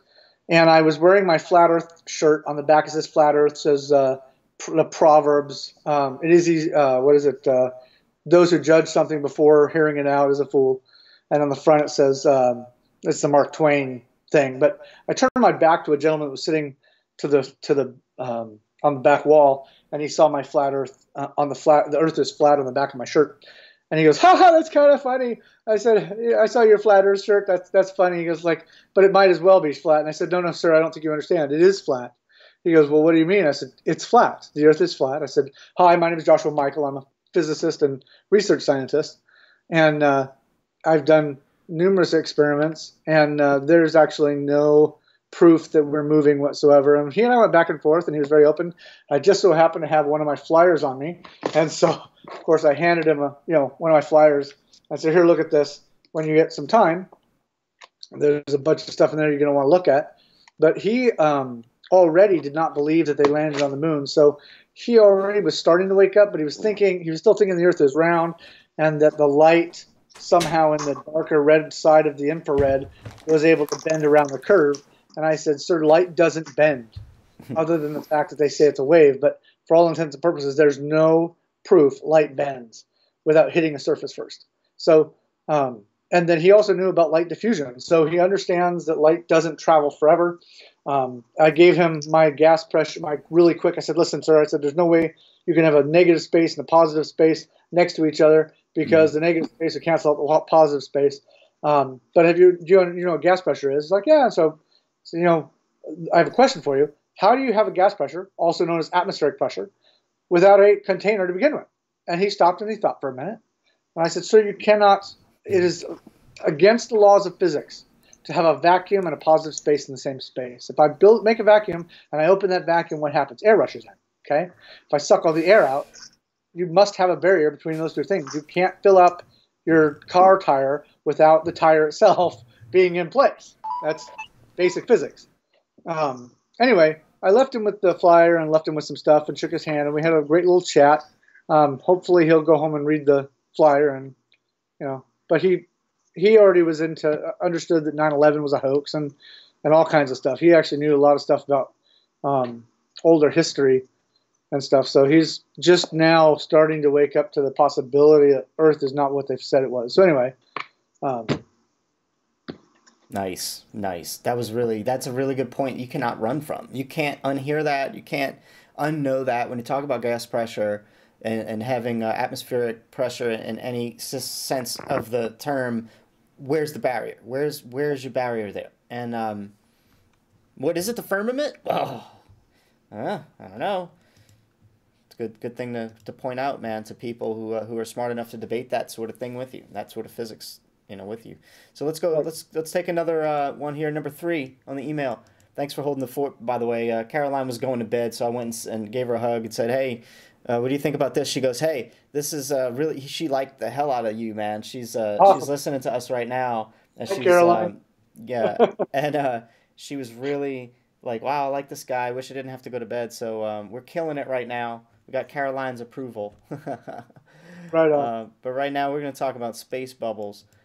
And space bubble. That's what she's got in the email, this Rosie chick. She says, about the space bubbles, and she puts that in quotes, okay? She says, they're not bubbles. They're small, solid particles. Most likely bits of water ice. Yeah, because, there's a lot of water in space and shit, Oh, my God. Where do these people get this shit? Well, she says, as the astronauts exit the ISS through the airlock, the air in it is vented to space. All right, so let me make sure I got that right. As the astronauts exit the ISS through the airlock, the air in it is vented to space, okay?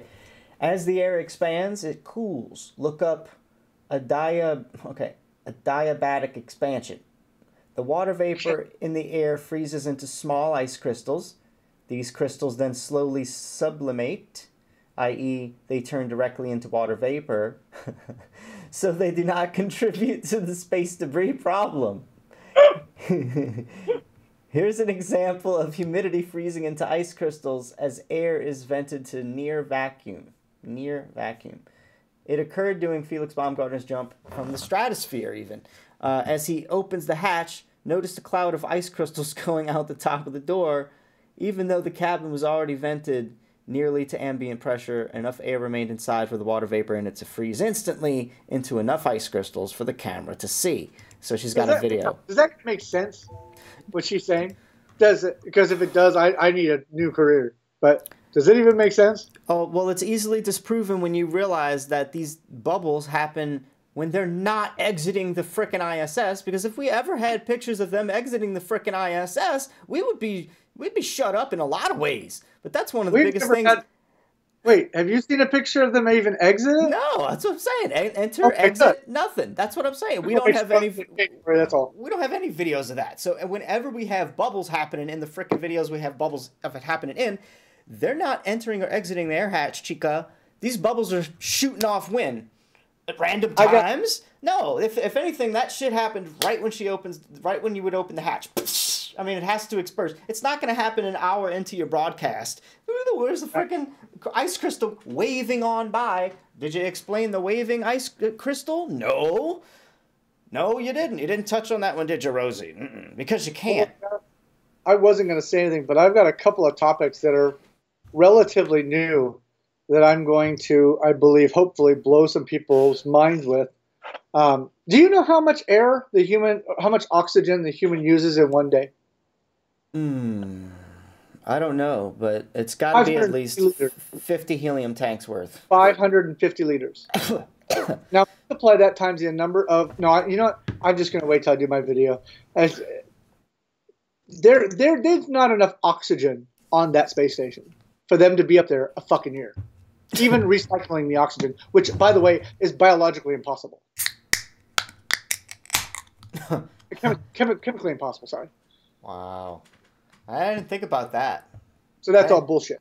I didn't think about I didn't think about that. Can you seriously sit up there and breathe your own oxygen over and over and over and over? I mean, your lungs are converting the oxygen into carbon dioxide. You must be having to replenish. Well, if you can do that, you would need more oxygen. And they've already established at the beginning of the space program they had to take up so much oxygen. So something's not right in China. Not that China's anything to do with it. Of course, they have their own space program, but they're lying to their people too. But But okay, that's the first question. Here's the second question. How many O-rings do you think is on that space station? Hell, I hope there's not too many. Oh my God, they've got thousands. Are you kidding me? Thousands of O-rings on the space station. Now, wait a minute. It's cold in space, right? In fact, it's turning water to ice, correct? I hear it's extremely cold, and I hear it goes also extremely hot. So where's the fucking malleability of that? That O-ring was shattered like glass.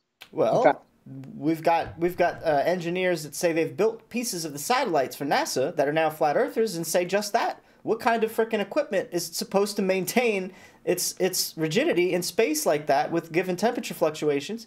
What material would not be brittle and break apart? Right. If you go back also and watch the stupid Apollo missions, their spacesuits bended and folded almost like there was almost like it was no air pressure in their suits. They would have been like a balloon if the suits even held up. The really, really, really old ones? Like with the moment when the helmet turns? That one? That's stop motion photography. Oh, no. I was hoping you'd say that.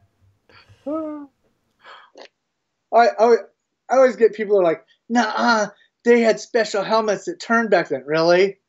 Really? Because if you look at their old schematics, those helmets didn't move. No. So go do your own freaking research, you moron. No, sir.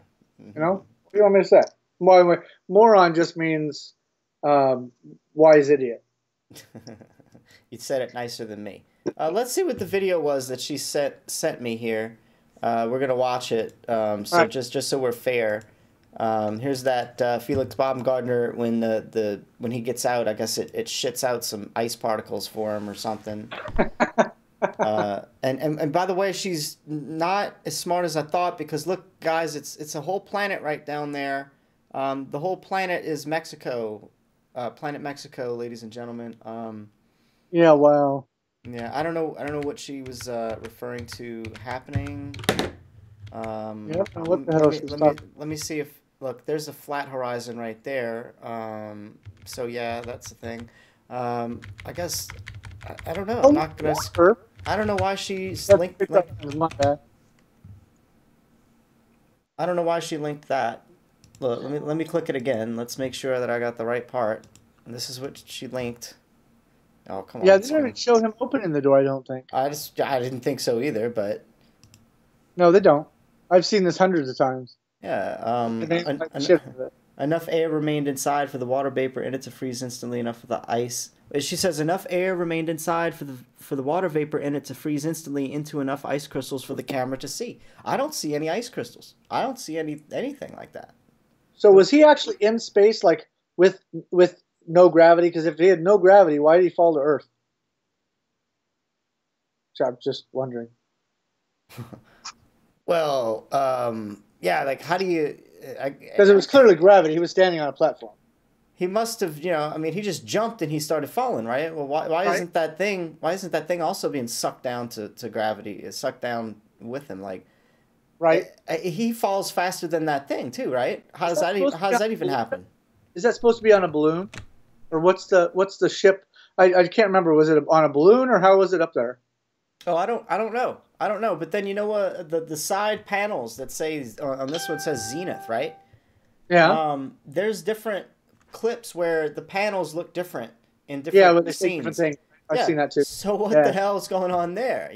Rosie, did you look at that yet? I bet you didn't. Well, you should. There's actually a prop problem happening. Look, he's wiggling stuff too. It's like what's it hooked up to? That's phony as shit. It's phony as hell. Stage prop. Yeah. Fire that stage manager, man. Yeah, well, that's bad. All right, all right, let's go on. Let's move on. I think we're not seeing any ice crystals, Rosie. You're gonna have to screenshot it or something, because maybe we're stupid flat earthers, right? come back and show me. It's possible we could be wrong. I mean, perfect. Please come back and show me the ice crystals because I would love to see them. I would love to. I'm trying. I'm really trying. I really looked. We looked. You've seen it more than me, and you. Oh shit! Yeah. I know. You'd be like, oh, it's just 2 minutes back, right? You'd tell me where it was. So, anyway, the next thing she says, conspiracism serves the needs of diverse political and social groups in America and elsewhere. It identifies elites, blames them for economic and social catastrophes, and assumes that things will be better once popular action can remove them from positions of power. As such, conspiracy theories do not typify a particular epoch or ideology. Wait, what? Wait, read that again? As such, conspiracy theories do not typify a particular epoch or ideology. Wait. That defies the whole conspiracy. Because a conspiracy theory is a theory about a specific issue. Right, of course. A specific ideology, a specific... I don't understand which point she's trying to make. She's really... What's her name? Rosie? I'll give you the... yeah. Rosie, I just want to address this real quick.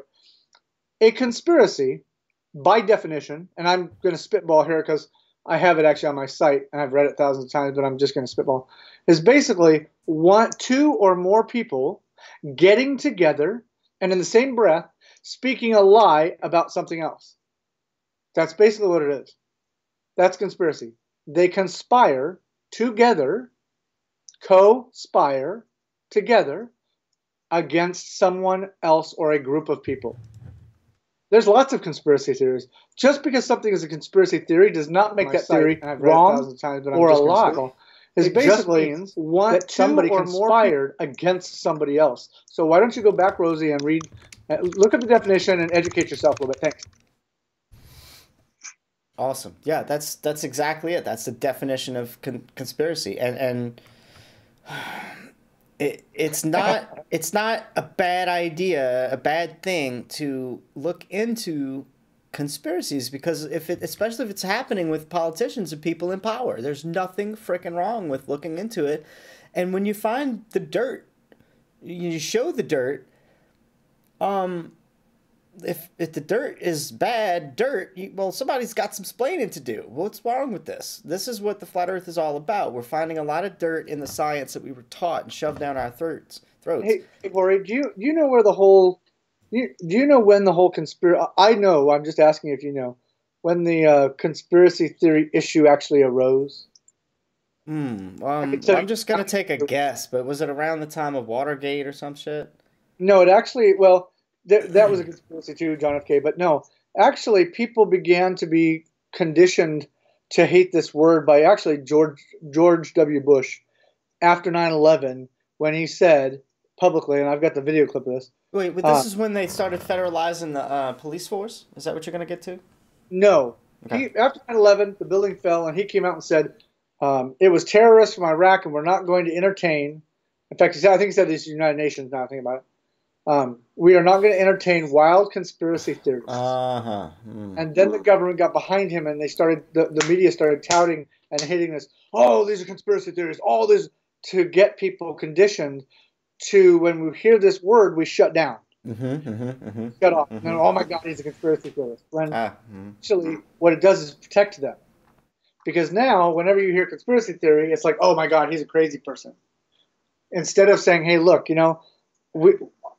America's been subject to conspiracies at least for 400 years, ever since George Washington, actually, because there were 7 other presidents prior to George Washington that you and I never heard about. So we could really dig up some trash. You want to? I'm not now. There's all kinds of stuff. So, man, all right. Let's continue with the email here, because look, the rest it just gets better. She says, how do you decide which conspiracy theory is right and which is wrong? How are you not awake for the rest of the 100 theories? And then here she goes with a link, literally. Oh, all right. You in the chat, you're gonna love this. It's a Wikipedia link to the word conspiracy theory. How are you not awake to the rest of the 100 theories? What is this? Is there a list of theories on here on Wikipedia that I need to know about? Look, yeah, there's 100 of them, or there's 60 of them, or I don't know. What is this? No, I don't know what that is. It's not. No, never mind. Disregard that. I don't know what she's talking about. There's not even 100 things on here. So, what? Okay, a Wikipedia link to the word conspiracy theory. That must have been a low blow. And then the next part of the email, she says, some fallacies you're falling for. She says, base rate fallacy. Again, a Wikipedia link. Base rate fallacy. Here we go. The base rate fallacy, also called base rate neglect or base rate bias, is a formal fallacy if presented with related base rate information, in other words, general information and specific information, information pertaining only to a certain case, the mind tends to ignore the former and focus on the latter. Is she trying to tell me I'm not thinking shit through all angles? Is she trying to tell me that I am stupid when I'm presented with information, that I don't look at the controversial facts involved with such a statement? Is she like, look, chick, I'm not really stupid. The next link is confirmation bias. She sends us a confirmation bias link. She says I have confirmation bias, and it's also called confirmatory bias or my side bias. It's a tendency to search for, interpret, favor, and recall information in a way that confirms one's pre-existing beliefs or hypotheses. It's a type of cognitive bias and a systematic error of inductive reasoning. People display this bias when they gather or remember information selectively or when they interpret it in a biased way. Well, I'm sorry. I look at the frickin'... Look, when you get to flat earth research, you have to just cut the chafe. You got to go straight to the stuff that where you have to look at the end of the argument, the end of the road's argument, and that's curvature, okay? Nobody can dispute that there's no curvature on Earth. We could look find curvature, and you have to understand that it's either we've been lied to about the shape of the ball, or there's simply no curvature. And that's where a lot of people will not debate flat earthers. The curvature argument just goes untouched, and that's why I posted that on the comment. Now, the rest of the email is just really short after that. I'm sure nothing I say and no evidence I bring you will satisfy you ever, since you want to be woke. See, I'm so tired of hearing that crap. You want to be woke, special, uneducated. Oh. Continue insisting Academy is memorizing books. It's far from it. At least here, they really are encouraging thinking and being skeptical. And then she's talking about, I guess, Israel. And then another Wikipedia link to a list of fallacies. And she says she's got a M.Med.Sc in Medicine Sciences, BGU, Israel. She's keeping her identity to herself for now. Yeah, because you know what? I'm not going to even get into this. My buddy Stephen Danoon from Israeli News Live could tell you all kinds. If she's actually from Israel and she's from the Zionist or the main Sanhedrin group over there, there's all kinds of issues wrong with that. Not that I'm not against Jews, folks. I'm not Jewish. I would call myself an Essene if I had to classify myself. If you don't know what that is, please feel free to go look it up. I'll be doing a class on it later, but anyway, I am all about truth. I don't care about belief. I don't care about what you believe. I don't care about what I believe. I care about truth.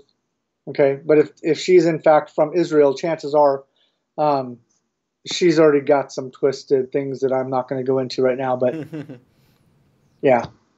There was a very interesting energy she had, and I feel sorry for her, but I didn't say it. But she's going to decide to email me that she feels sorry for me and call me uneducated and parroting lies and brainwashing people. Well, I'm sorry.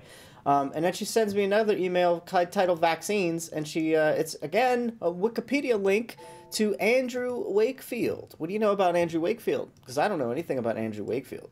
I'd have to go look at I have notes on that particular person, but offhand I couldn't tell you. I've got a lot of stuff in my head, but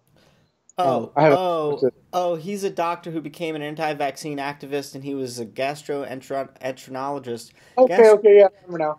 Okay. Oh, and he was struck off the UK medical register for unethical behavior, misconduct, and fraud. And in 1998, he was the lead author of a fraudulent research paper claiming that there was a link between measles, mumps, and rubella, or MMR vaccine, and autism and bowel disease. So apparently, what? She's going to link me this guy that supposedly got himself caught up in some fraud? Because who knows? I don't know this guy. Actually, he was actually trying to bring out the truth, and they did the same thing the Roman Catholic Church does to people that try to speak truth. They called him a heretic, and they canceled, revoked his license. But he actually, a lot of his research did look valid to me. So you don't say, huh? They tried to pin a good man down, eh? Here's something. It really is everything, folks, is biology and chemistry. Biochemistry, biology, and chemistry, and physics. Everything is biology and chemistry. As far as living organisms, our bodies is biochemistry and biology. Here's a really interesting fact. My wife and I just had our daughter, our fourth child, but our first girl, and my wife had her naturally, meaning at a midwife, and we had no vaccines given to her. She was left after birthing. She birthed the placenta, no vaccines given her. She is probably, out of all of my children, and they're all smart. My middle boy is a honors English student, so they're all brilliant children. But she is more awake, meaning physically, you can see on her face, she's able to understand things that children who are vaccinated when they're first born are not. Because what happens is you can only shoot so much into an infant's body before their body starts to shut down until it bounces back. And so if you've ever seen a newborn after they give them all the vaccines, their eyes glass over. Well, the reason for that is parts of their body is trying to all of a sudden be taken from dealing with their body to trying to fight off or deal with these things that have been injected into their body. That's a normal. That happens to plants. It happens to animals. It happens to everybody. That's a normal biological thing. But the problem is that these vaccines, when they're entered into our body as a child, our body also, when we're cut from the umbilical cord, most people don't realize a lot of the stuff that's in the placenta is the child needs. It actually builds their immune system. JME, my daughter, has had the sniffles and stuff, but has had no sickness in over 6 months. And just an absolute, you've seen her, Hori, absolutely amazing little girl. My daughter's also named Gemma. Well, his is JME, mine's Gemma. Yeah, and we were both we both had our daughters born naturally, no vaccines. Yeah, cool. Yeah, I didn't know that. Interesting. Yeah. So the deal with vaccines, here's the deal, and I'm going to break it down really simply. I'm doing a whole video series on biochemistry where I'm going to talk about vaccines and stuff too. The body has its own immune system. Most of us they don't teach that much in science and in school. Partially because we're already indoctrinated into having these things, and our parents have already signed away our rights to not get vaccines. You have a right to just say no, but not when you're an infant. But here's the deal. Our bodies have our own immunizations. We have our own immune system. When you introduce a foreign body to an infant, the immune system begins to shut down because you've overloaded the sensory of that body. Does that make sense? You understand what I'm saying? Sure. So all of a sudden the body goes, oh my God, I don't know what to do. And so it sends an overload of things to try to replicate or fix the issue that's been introduced. Now that's one vaccine. We're giving children 6 and 7 vaccines. Now, as a medic, I can tell you when you're a heart patient and you're coming in and you're given one heart medication, okay, I don't agree with it, but whatever. They do that. I know some veterans that are on 15 and 20 medications, and half of the ones they're on are counterproductive to the other half they're on. It keeps you in a loop of reliance. Oh, not only that, but it totally screws your biochemistry up. Yeah, keeps your whole body doing a repair instead of a lot Correct. of other things it needs to be doing. Our bodies are meant to actually regenerate. In fact, our cells regenerate every 7 years. So every 7 years, you have a brand new dermis, skin layer. Our bones are every 14 years, I think. I'd have to go back and look at the years. I could be wrong. But our bodies basically regenerate every 7 to 14 years. So you have a whole new body complete every 14 years. So your cells replicate themselves. Your brain cells replicate themselves. So we are never the same person, ever. We're always changing. Interesting. Vaccines. I am completely against them. Absolutely. In fact, I've got so much information on that topic, dude. But all right. Well, that's all good, man. Thanks for all that. That was really good stuff. She sent us one more email, and what she says in the next one is "Fake Clouds" is the title. Okay, and she says the one photo you show from NASA's page is from 2002, and it was only half fake. Oh. How do you do a half fake photo? Gee, thanks for being honest, chick. I'd love to learn this. How do you do a half fake photo? Does she explain? She says, read here. Let's check a look. Let's take a look. Ladies and gentlemen, read here. Okay. This is a QZ.com article. I've never heard of this. What is this? The guy who created the iPhone's Earth image explains why he needed to fake it. Okay. Thanks. Gee, thanks. Right off the bat. Explain why they have to fake it. Right off the bat, you now have to explain yourself already. Let's continue and let's see what this says for a little bit. She says, Pamplona. Well, first of all, the top line says this item has been corrected. The hell does that even mean? This article must have had to change its wording. Pamplona. Pulling his iPhone out of his pocket at a conference's cocktail reception, Robert Simmons performs a parlor trick few can match. He shows the phone's lock screen. Up pops the image of planet Earth that is familiar to millions. The default image on the first iPhone, which was dropped from Apple's mobile operating system only in 2012 to the dismay of many. That's one of mine, he says. As it turns out, much of what one might assume about this beautiful image is not true. It wasn't commissioned or paid for by Apple. It isn't actually a photograph of Earth, and that blackness surrounding it, well, that's not space either. But the story behind the much-admired image that introduced the world to the iPhone known as the Blue Marble is worth telling in its own right. And then it goes on to, I guess, talk about what? It's fake? It's completely fucking fake? Like, what? Here's the pieces that made it? Oh, okay. So, why again? Why? So they're saying it is a photo or isn't a photo? They're saying basically that from what this piece says, it's completely fake. As it turns out, much of what might assume about this beautiful image is not true. It's not a photo of Earth. It wasn't. The blackness around it isn't even space. So the story behind the much-admired image introduced, blah, blah, blah, blah, is worth telling in its own right, blah, blah, blah. It's not a photograph. It's a sophisticated visualization. Images of Earth may seem commonplace, but there are actually very few pictures of the entire planet. The problem... Wait. I'm going to stop you there. I believe that photo, I have a copy of it. I downloaded it from their website that they claim is a photograph. I'll have to go back and check my archive. Oh, I know. I know. This is how people then write articles that say otherwise and confuse other people. Right.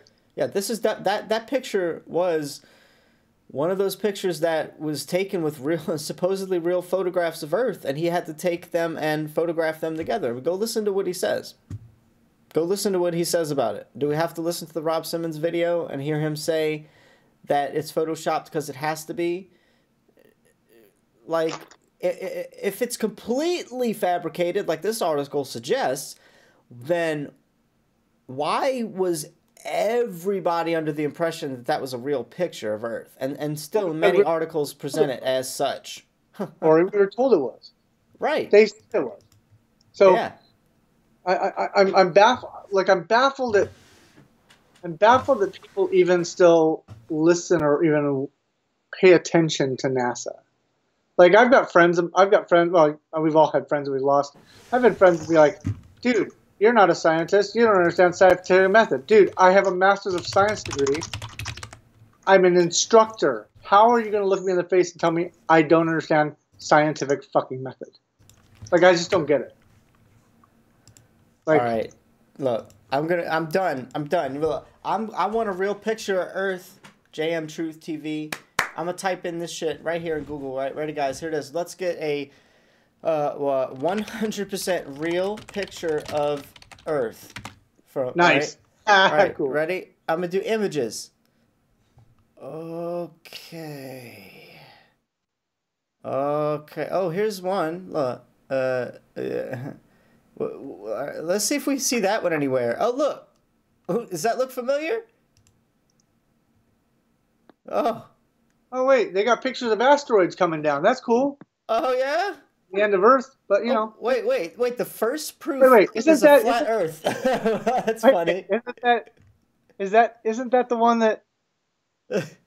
If we zoomed in on that, is that not the one that has the Photoshop shit on it? The hand on it? No, two rows down, 3 rows down. Oh wait, hold on. Let me get off this. 1, 2, 3 rows down. Yeah, the third. Yeah. This one. This is the one that we're talking about. Yeah. That's the one they're saying is not a photograph. That's the one they're saying is not a real picture of Earth. Right. So this was a real one time, and now it's not. Amazing. Oh wait, is this one it? Wait. Oh, that's it. That's it, right? Yeah. That's it. Wait, hold on. wait. Hold on. See, that's where we stood on the moon, man. Oh yeah. Wait. I wonder if this is the. I wonder if this is the original. Hold on. I wonder if this is the original or if this is one that was fixed. Let's find out live. With the square around it. I want to see. I want to see if it's got the square around it, bro. We're gonna do this live. Oh, you have Photoshop. Yeah. We're gonna do this. We're gonna do this live. Yeah. We got to go to what the contract. You got to go to you got to go to layers. Go to layers. Then there should be one that says layers. I'm on layers. And then contrast or yeah. I was gonna go to the image. It's image, right? No, image. Yeah. Brightness, contrast. So yeah. So you brighten it up. Let's see. Is this one? Yep, the layers. Because we never know. This could be a one where they fixed it. Yeah, now change the different layers. Because some of these they've edited, fixed them, and they've merged the layers. This actually looks like a photograph. Wait. Let me talk about this because actually I understand what's going on here. You see where the shadow is? That's called negative space. No, leave it. No, max it out. Right there. All right. Hold on. All right. That's what you were talking about? Yeah. Now max out. Yeah, right there. Oh. Look at your Skype. You should see me live real time on Skype. Yeah, I do.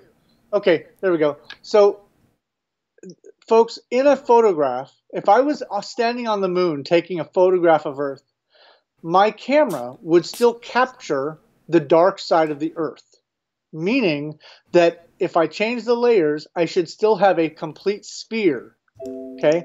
Because there's always light still coming off the shadow.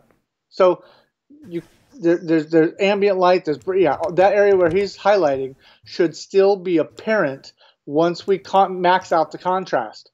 Okay, what is here is what's called negative space, meaning the entire part of that planet is missing. Meaning it was either edited, photoshopped, or it's not real, or all of the above. Now the other issue is that the moon clearly has a cut line on it. And I know this because I'm a photographer. Oh, wait. Yeah, go back. Right there. Oh, nope. Max it out again. Make it a little brighter. Right there. Stop. That's a cut line. That's what we call a cut line around that. That is where they blended. Look, it's not. It's different. Look, it's different from the rest. Look, it's different from all that. Right. So that's how you're able to read those and tell them, oh, that's a fake photo. See, that that part of the Earth is actually missing. Yep. It's not there. It's completely erased. Completely gone. Yeah. Mm-hmm. So anyway. Good observation. Thank you so much. That's what I was hoping to find. Something like that. This is actually one of the doctored versions. Now there was a version like this that actually they forgot to do their fixing, so they literally had. I'm sorry. They literally had like a box around. Yeah, Rob Skiba, the one with the astronaut and the flag on the moon, and above the flag is the Earth. And it's actually, when Rob Skiba did it, it's got a square around it. They left the cut. So, yep. I just did the same picture too. It's the first one that I ever edited because I was like, dude, Rob Skiba's doing this. I got to follow him through it. And so I followed him through it. I was like, holy crap, it's still, the error is still there, and you can still download it from NASA. So I don't know if you still can now, but a year and a half ago, I downloaded it and did a doc. It's one of the videos I do in my documentary. Awesome, man. So that's all she really, said. She said, yeah, explain why he needed to fake it. And then the rest of the email says, NASA never claimed that the image was a single unretouched photo of the Earth. Okay. I mean, I hope so. I hope they didn't, because we know that much. I never proclaimed them to say such. She says the guy from NASA who helped create it explains that there were actually very few pictures of the entire planet in 2002, because Earth-observing satellites are in low Earth or geostationary orbit, which are not far enough away to get much of the planet in field of view.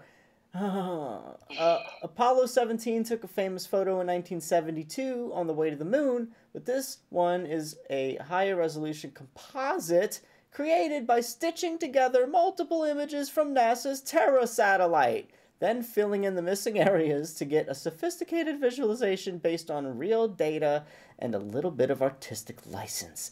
There was no lie I've heard about that particular photo. Oh, there's several different lies now, apparently. There was no hoax, no intent to deceive, no claim was made that it's a single unretouched photograph, which I'm not even claiming it was, chick, so I don't know why you even wrote that to me. It's one of a series of blue marble images, quote, blue marble images, from NASA that are free for public to use. Fortunately, now in 2019, we have Discover, which sits in a stable location between us and the sun, 1 million miles away, and takes about a dozen whole Earth photos a day, and is compiling a large image database, and no photoshopped composites. NASA posts them on a very awesome website right here. Holy shit, was this the one that Jaron found a back door to not too long ago, where there was literally all the different cloud layers?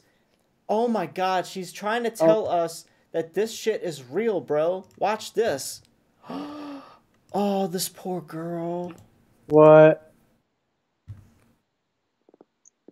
What the she believes this shit is real photos. Let's see. Oh god. Do we want the enhanced color images or the natural color images? I prefer the natural color. Oh, let's go for natural. Oh, okay, same thing. Let's go. Oh, look at this.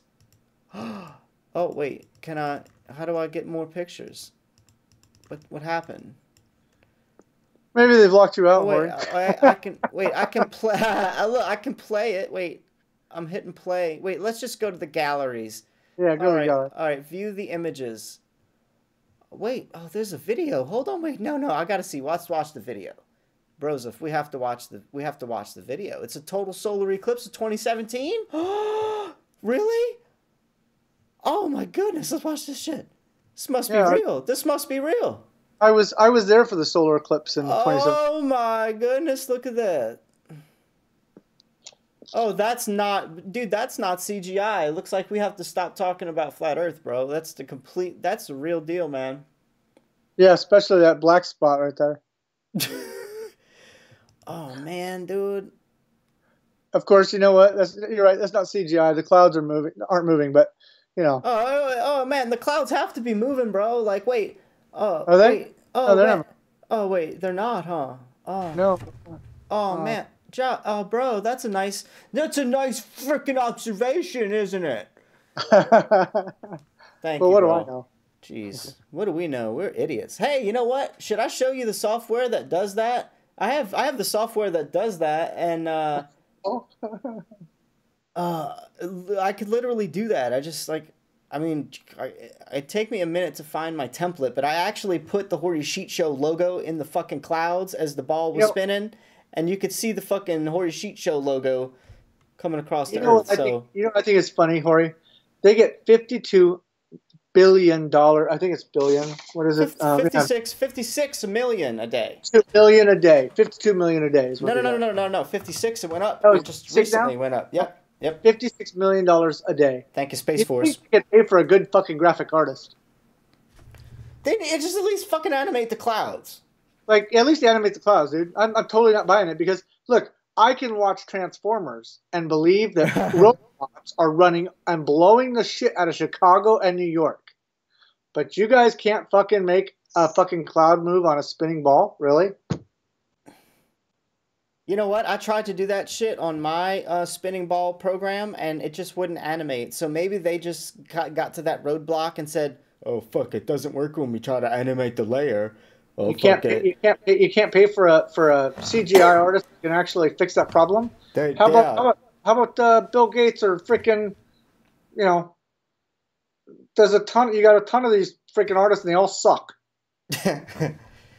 Pay them. Sorry, Rosie. Look, we just totally shit on all those points, and I wish I could have not shit on them. I wish that I could have got shit on because I don't know why I said that.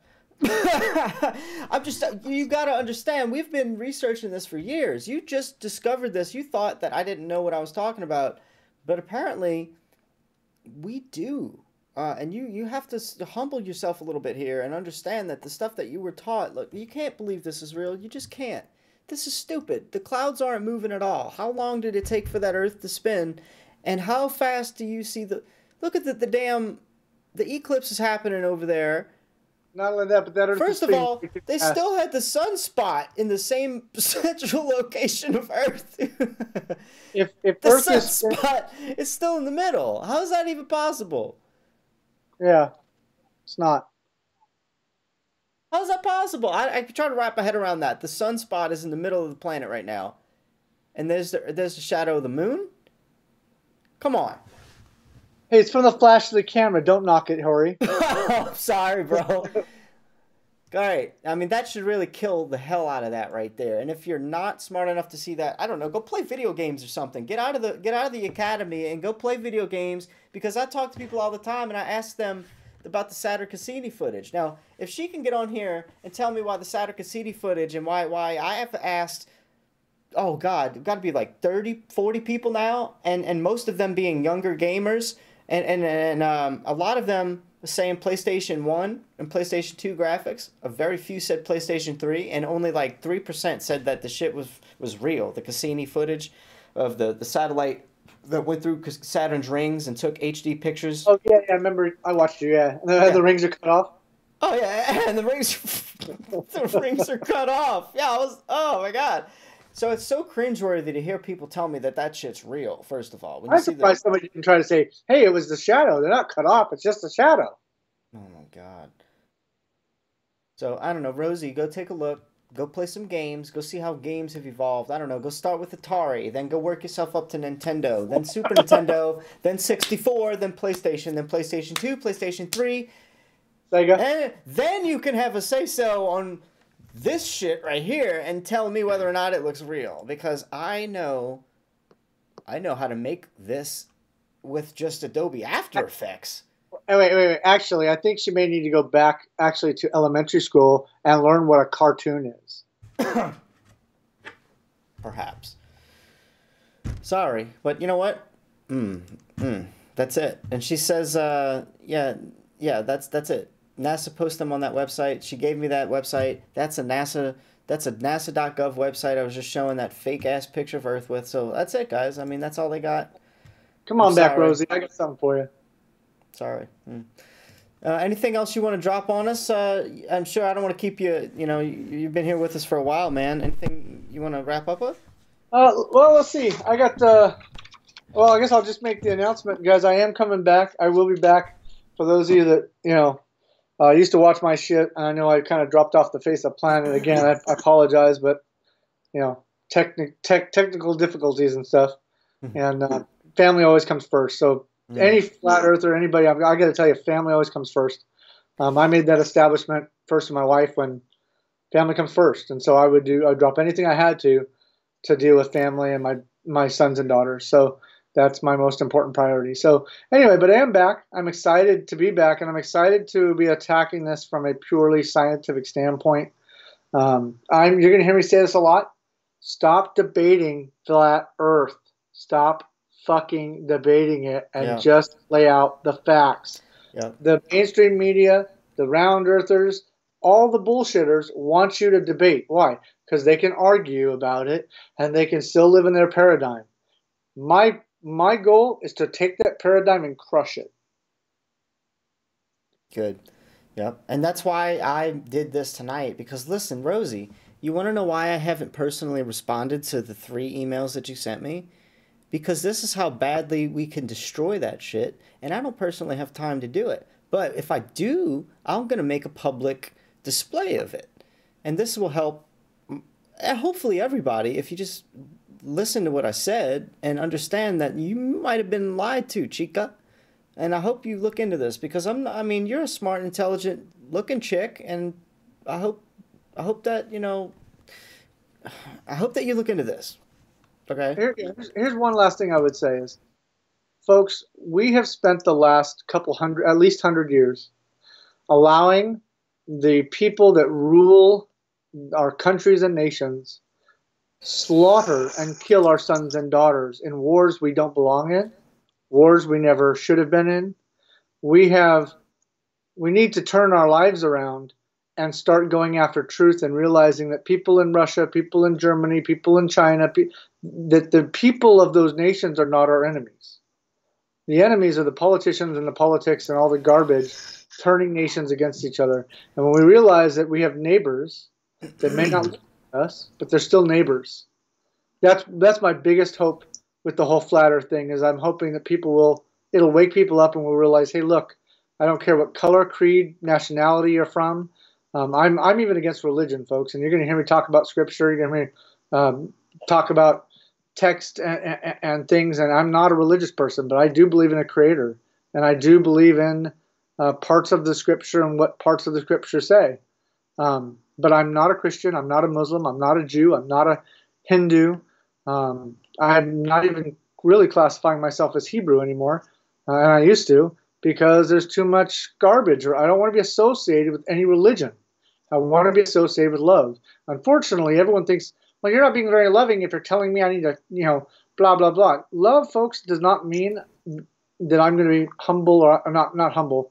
Love is humble, but love does not mean I'm going to be a doormat for you, okay? Sometimes there's something called tough love, but tough love can be given always with truth. And so for me, truth is, if I'm giving you truth, I'm loving you, because it's written, love rejoices in the truth. Okay? Not belief, not a lie, but the truth. And it says the truth, you'll know the truth, and the truth will what? Set you free. It doesn't say religion will set you free. It doesn't say belief will set you free. Hell, it doesn't even say the Vatican will set you free. It says the truth will set you free. So I'm hoping that we can, as a world and as a nation, or as a people on this flat plane, come together and realize that I don't care if you're across the pond or not. We all live on the same place, and we need to take care of this earth that we live on, because the elites are doing a bang-up job destroying it. Damn right. So, anyway. Damn right. Enough of my soapbox. Sorry. No, man. Thank you for everything tonight. You really were the highlight of this broadcast, and I really appreciate your brain, man. And I know that you have a lot going on. You have a huge family, and you have to work your ass off to do what you do, and then you're still doing this for the flat Earth, and I commend you, man. Hats off to you, brother. Thank you for what you do. I'm gonna go ahead and what's going to go on with the rest of the broadcast. I could open up the phone lines tonight, but we're going to let JM Truth TV go, but I'm going to hold him on for just 2 more minutes. Yeah, got me. I'm going to grab onto you, buy your awesome coat. That what's the guy from the movie, from the Matrix? What's his name? The Keymaker's guard. What's his? Oh, the Keymaker. Is it Ghost? No. No. Ghost. Come on, guys. What's his name? I know the Asian dude. Yeah, the Asian dude. What was The guy who kung fu fights with Neo. Yeah, with Neo to make sure that he's worthy of like speaking to the Keymaker, right? Yeah, I can't. Is it Ghost? We're gonna see what the chat says. I can't. Call a friend. Anyway, while you guys figure that out, I've got to go pee. That's why I want to hold on to you anyway. So go pee. Go ahead, hold it down. All right. I think we have some fun here very soon.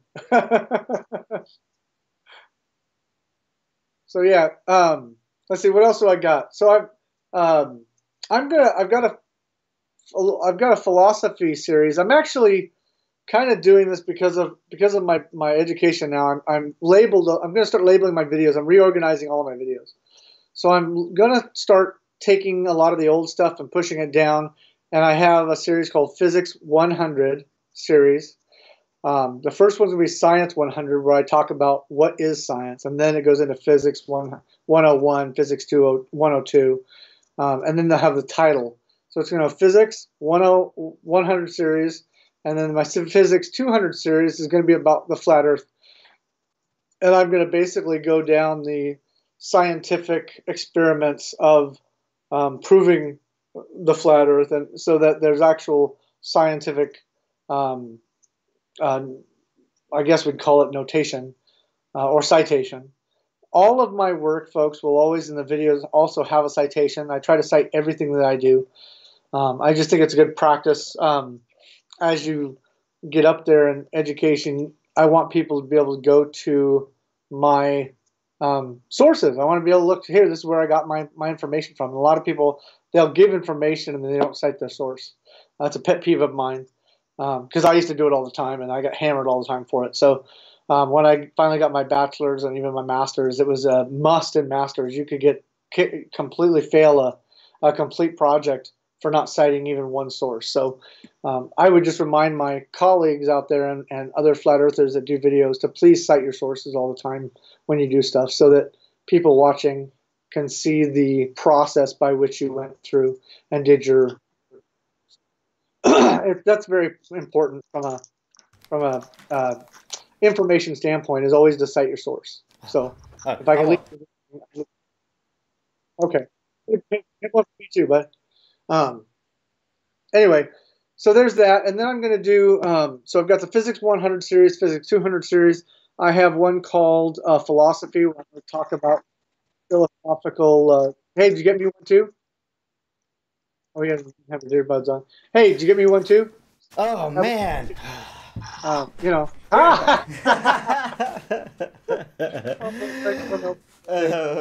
What's up? Well, thank you so much, man.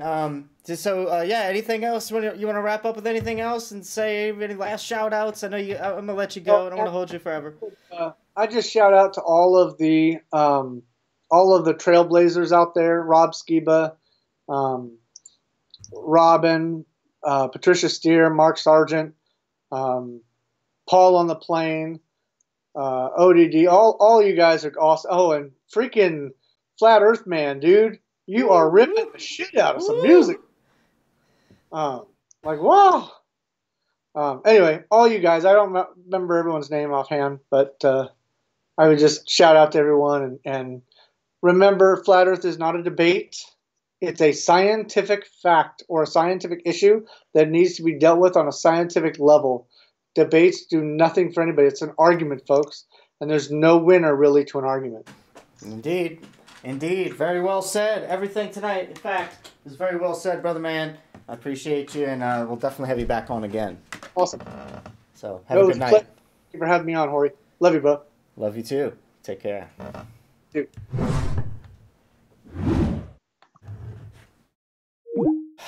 All right, guys, that was incredible. What a fantastic finish to the show. And you know, I don't like to keep the digest very long, but I do like to have a call-in show. And 2 hours and 20 minutes. We're already way past my preferred time of being online, but it was just worth it. It was really good. I know I got off to a little bit of a late start, and I'm gonna try to push out more episodes. Something happened with my Fiverr account because I've been doing. I have a big order going on with this guy, but he keeps wanting changes. And now it's up to like a $400 and something order, which is great, but because it's late, it slowed down a lot of orders. But good for you guys. Now that the orders have slowed down, once I just do this video and maybe one more, I'm going to be able to get a lot more news out to you guys and help you keep even more up to date with things, show you even more new channels. And every week or two, or actually, yeah, every week we're going to have some new information about one of these events. A new speaker will be announced for the new for the Amsterdam event, and the new. Hold on, I'm going to drink a little bit more.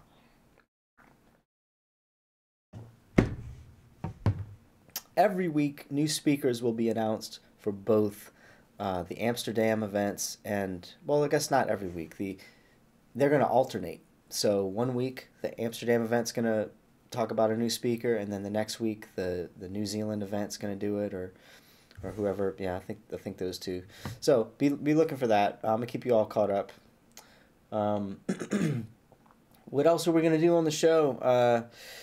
I got a fresh beer, so I have a beer's worth of time before I think we're done. Let me open up the phone lines. That's what I wanted to do. I have a whole lot of links going on in here. Let me close out a lot of these links, and then we'll get started.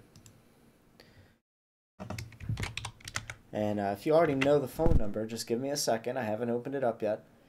But you can go ahead and start dialing 504-264-3609, and you can hit call now because it should be up. And I'll type it in the chat just for those that need to see it. I'm certainly one of those people. I live in New Zealand. Wish I can go to the meet. Susan, how you doing? I hope you can get to go. Hey, Manny, you made it. Mikey D. Super Leads is in here. How's it going, guys? Innocent bystander. Hey.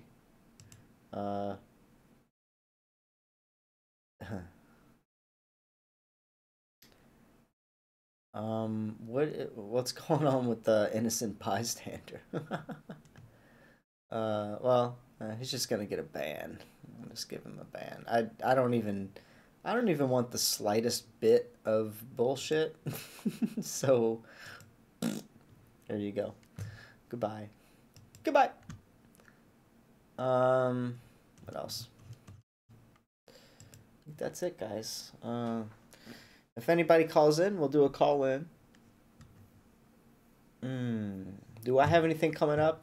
Well, I guess this is a good time to say, look, guys, if you like the show, if you like this kind of stuff, and you want to see more of it, check out my Patreon. And I have some, I have 3 different tiers right now: $1 a month, $3 a month, or $5 a month, or you can do your own custom donation. But the $1 a month is literally $12 a year, and I think the amount of beer I drink in one broadcast is about half that much. So this broadcast costs money. No, guys, if you want to support the show, honestly, like, it really would help me out just to keep going. The more I'm supported doing this, the less I have to do bullshit like spy camera videos and power bank videos and penis cream videos and all this other stuff. So help me out. Visit the link, patreon.com/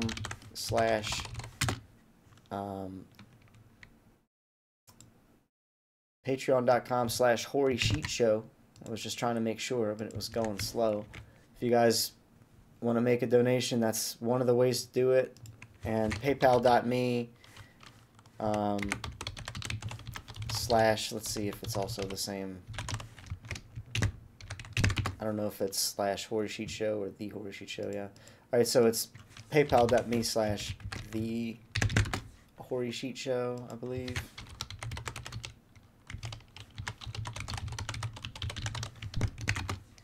I'll get you a link, guys. Hold on. There we go. Jeez. I don't know. Maybe I can't read right now. But anyway, if you just want to make a quick donation, that's the best way to do it. I've turned off the YouTube donations, so nobody can do super chats on here because they take too much. It's too much money. YouTube's gonna get 30% of that, and they're not gonna give you the money for 2 months. Screw that shit. Don't donate to your content creators via YouTube. Sorry, YouTube. But yeah. Anyway, guys, doesn't look like anybody's calling in, so I'm gonna go ahead and hop off, and I might just start right up again on the Flat Smackers Live to do a flat smacking. All right. You guys want to see some flat smacking or what? Let me know in the chat. If you do, I'll just go take my medicine and do some flat smacking. It'll be chat roulette. I think it'll be chat roulette.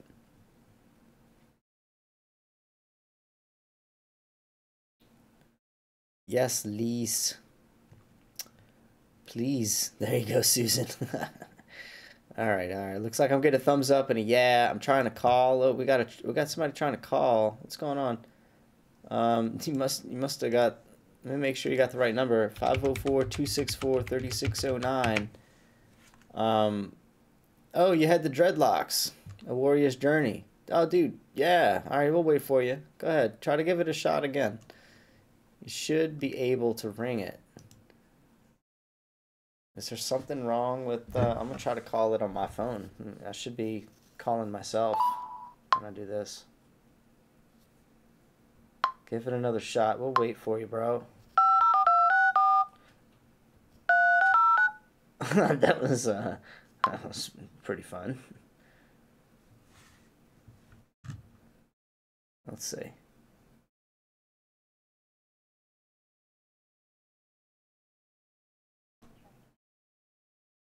Nipples.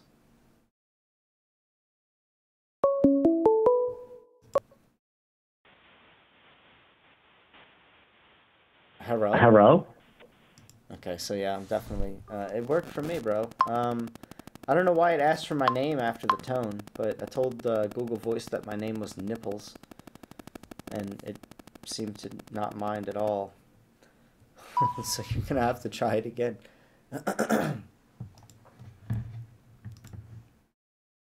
Do it now! Hey, Mackenzie. We will get to that soon there. We'll get to it.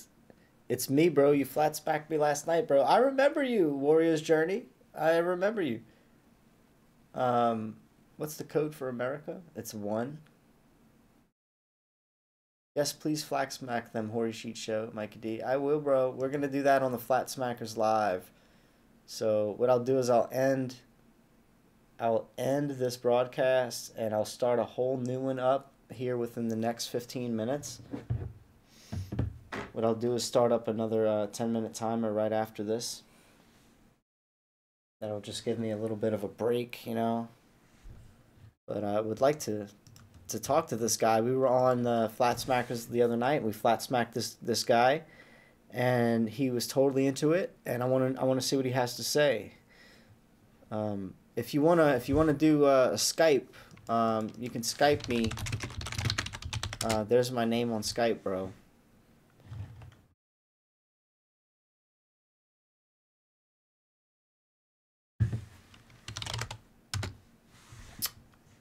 So let's see what gets through first.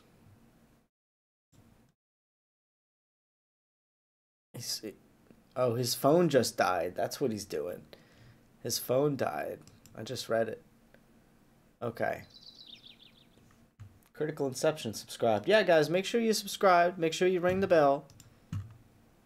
Make sure you ring the bell. Mikey D. Mikey D, brother man. You have been around for quite a while. Enjoy your wrench. Mikey D.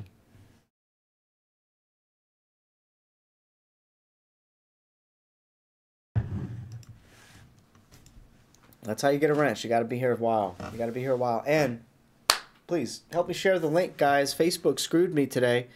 I was trying to share something from my phone while I was out ripping the bong. Facebook didn't like that.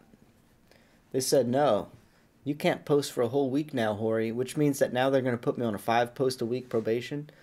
So, like, in a week from now, I'll get to post in 5 groups, and then 10 groups, and then, you know, it just keep going up from there.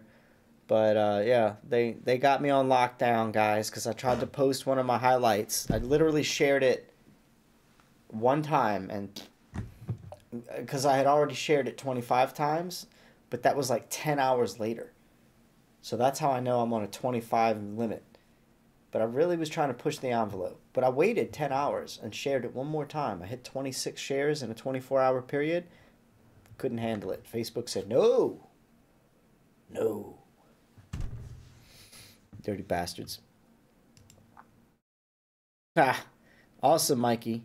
Awesome. That's maybe you did some mind communication there. So, you know, I'm usually pretty good with that. I just deleted my Facebook. Says, hey you. All right, guys. It doesn't look like he's gonna call in tonight. I think his phone is like dead. If you're still here, bro, A Warrior's Journey, Will Clark, type back. Let me see.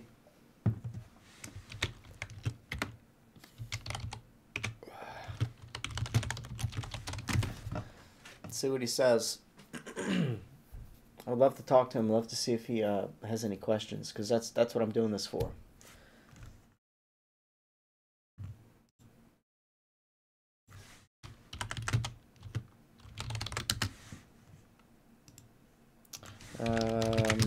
Let's see. Oh, we got one more person that wants to call in, but this might not be very flat Earth related. We're gonna see right now. We're gonna see about ringing him. We're gonna ring him.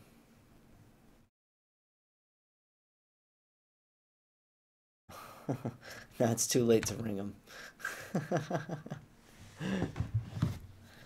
That's too late. Let's text him though.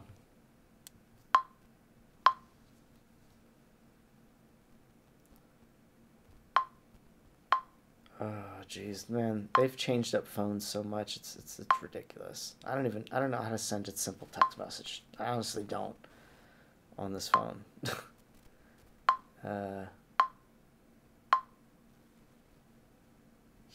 Yeah, okay. Oh, I'm too lazy for that, bro. Oh, let's see. He might answer.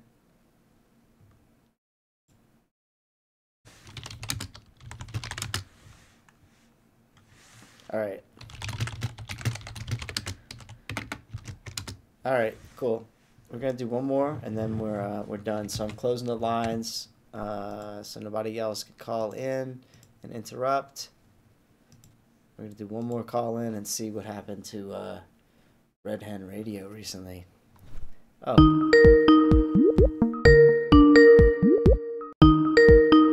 Oh man, he said he's gonna be a forever subscriber. Thanks for that. Whoa! I don't hear anything.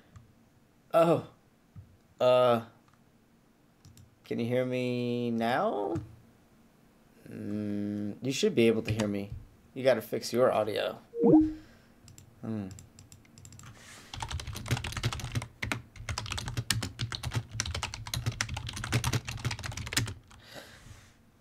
Alright. Let's see. We're gonna wait.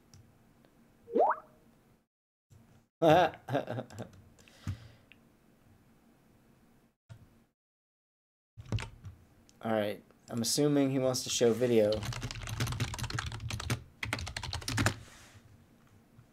Alright, we'll see.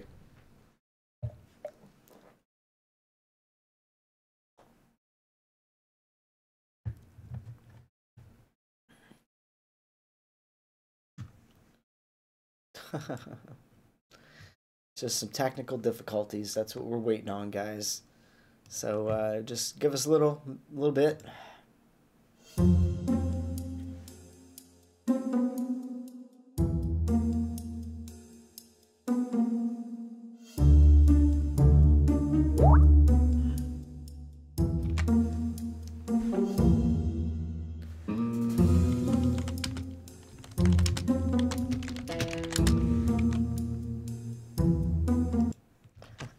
Didn't want to burn airtime. It's okay.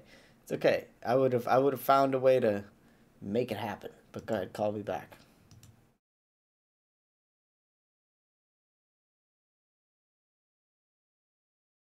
Let's see. Maybe I'll just. Should I hit the call button? I'm gonna give him a minute. Now we're burning air time. No. Shit. Should I put on the music again? Oh, people can be patient. Okay. Oh, good.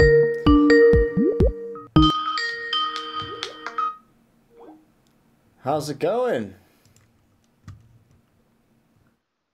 I can't hear you. Oh, man. Oh, we're going to toast anyway. Jeez. It's terrible. I don't know why. It's okay. We're gonna get this working any moment now and see. I got good luck here. Look. Go to click on the little on Skype, okay? On Skype, there's a little gears icon, and it's on our well, for me, if I'm looking at your video, it's on your video, and it's a little gears icon at the top right. Click on that. Click audio and video settings. That's what you want to make sure is working.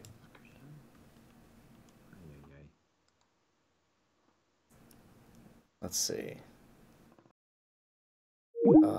Yeah, you got to make sure that, well, now what you have to do, now that Skype is disconnected, on the top left window, there's these 3 dots on Skype, and you have to hit that, and you have to go to settings. And after that, you go to audio and video, and then in that, you have to make sure your speakers are routed the right way. And that's all you got to do.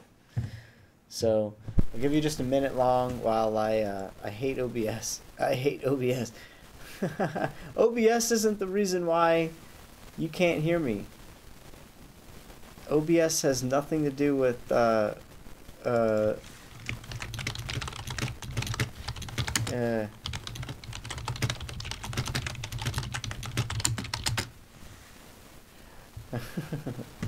right. I'm always doing that technical support stuff. Hello, it's fun day at the Hori Sheet Show. My name is Hori. How may I help you? It's fun day. All right, I love your content. Yeah, bro. Hey, Warriors, go ahead and call if you want to call. Well, I'll open the phone lines again. Just so I can take your call until he maybe figures out his computer settings. Look, now he said, "Oh, I was trying to tell him." There he goes. Oh, did I get it right the first time? It was the Skype settings you had to screw around with? Hey.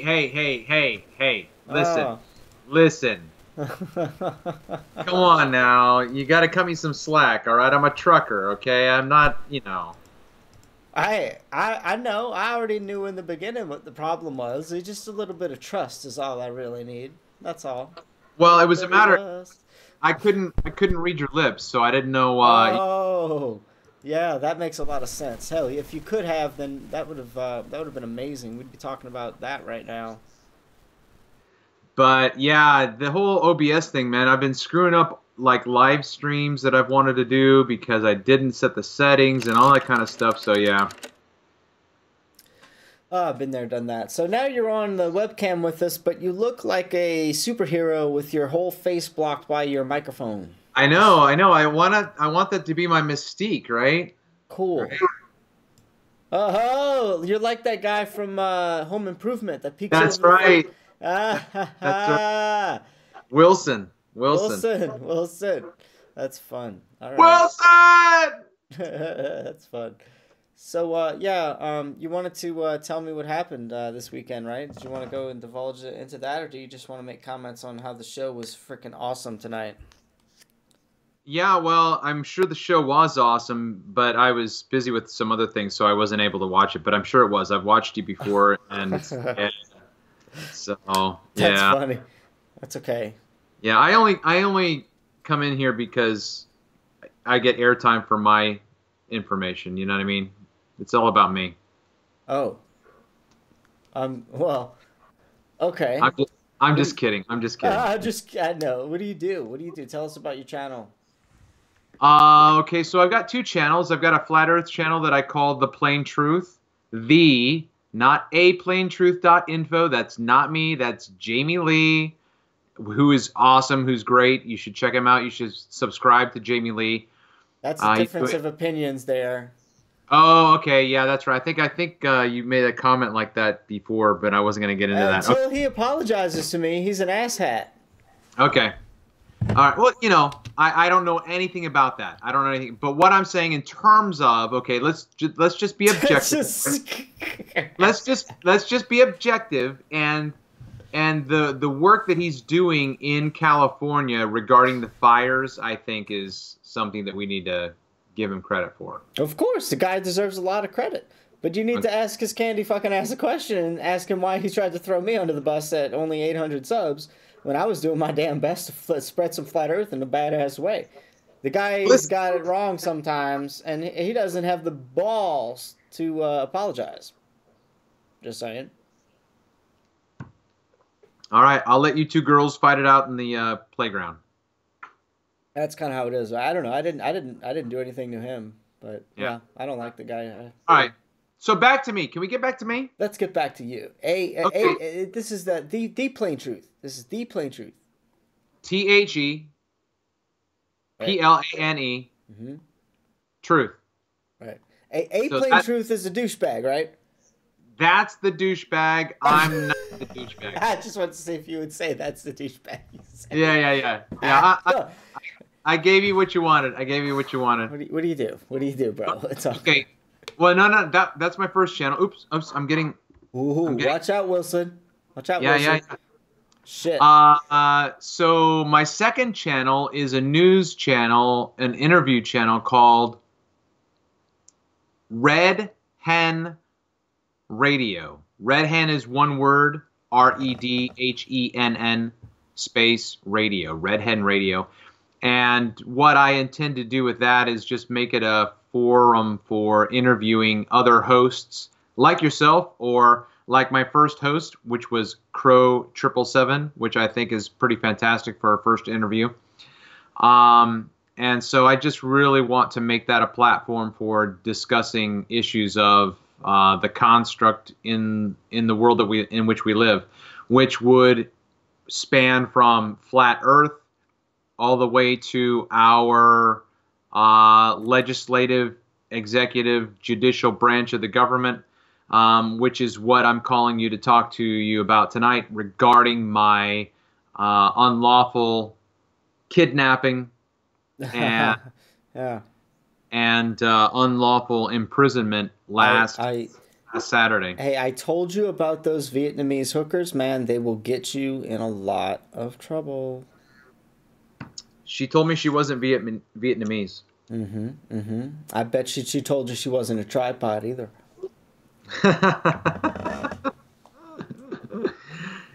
Anyway. Oh, let's move on.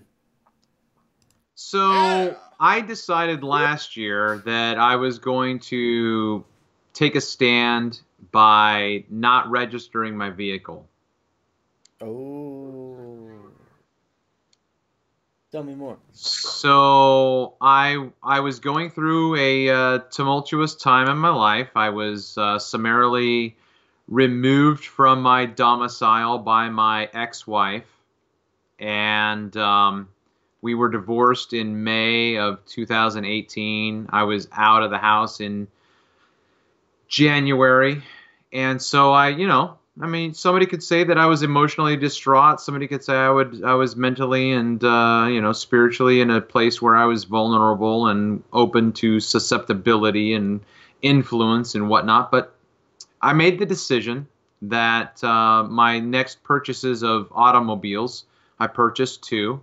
I got myself a decent 93 Ford Bronco, and then I got myself a Mini Cooper. And I didn't register them with the state, and ran into conflict with the state on both accounts of both vehicles. Now, the first one, I was going out of town. I drove my truck into the auto shop and said, look, I just want you to look it over and give me a price on, you know, what you think needs to be done to it. And I want it, you know, this, that, and the other. And so then I went to California. I was taking my kids on a trip to California to see their grandparents. And while I was there, we went camping, so I was out of cell phone range. So the garage couldn't get a hold of me. So when they couldn't get a hold of me, they put my car out on the street with no tags. So my car then was impounded. Wow. And so that was the situation with the Bronco.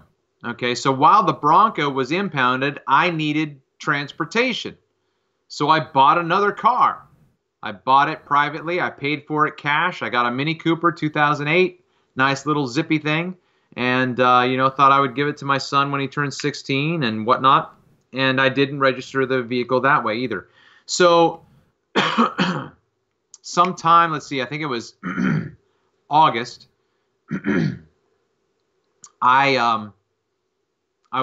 I was washing my clothes at the local laundromat, which is like a 10-minute walk, and I thought to myself, I don't feel like walking. I'm going to drive my car. So I get in my car. I drive the 2 or 3 blocks without my phone, with no recording device on me. And by happenstance, a copper pulls up behind me, and I got no tags. Beautiful. So yeah, so he pulls me over, and we start to have our delightful exchange. So he walks up and he says, "Sir, may I see your driver's license, please? Or driver's and registration?" And I said, "Is there an emergency, officer? Can I help you with an emergency? I'd love to be of some service to the public." He said, "No, I just need to see your driver's license and your registration." I said, "Do you have probable cause to arrest me here on the side of the road?" He said, "This isn't an arrest, sir." I said, "Oh, am I free to go?" He said, "No, you may not." I said, "So I'm under arrest?" He said, "No." I said, "So I'm free to go?" He said, "No." I said, "I'm confused. Am I free to go or am I under arrest?" He said, "Sir, may I see your driver's license and proof of registration, please?" I said, "Well, under the 4th Amendment, my property is protected. That is, it's my property, and I can give it to whomever I choose. Under the 5th Amendment, I have the right to remain silent. May I remain silent?" He said, "Well, I don't really want you to speak. I just want you to give me your property. Just give me your papers." And I said, "Well, that would probably lead to my being, what's the word? Infringed, incarcerated. No, it's incriminated, right? Incriminated. I might, yeah. The 5th Amendment protects me from incriminating myself, so I'm gonna remain silent." He said, "Well, I don't want you to speak. I just want you to give me your papers." I said, "Well, I'm not gonna do that." So he calls for backup, and the next 2 officers show up, and we go through the whole rigmarole. And that's about as far as it goes in terms of the escalation. He didn't get frustrated with me, and he called me a sovereign citizen. I said, "I don't know what that term means, so I'm not going to identify with that. You know, I'm just asking you to prove that you've got probable cause and that you have a warrant to arrest me." And so they said, "Well, you know, we're not going to let you go. You can step out of your car, and we're going to tow it." I said, "You're going to steal my property." They said, "No, we're not going to steal your property. We're going to tow it." I said, "Well, do you have permission to tow it?" They said, "No." I said, "Well, you're stealing my property. And if you steal my property, I'm going to file a lawsuit against you. What's your name and badge number, sir? And what's your name and badge number, sir?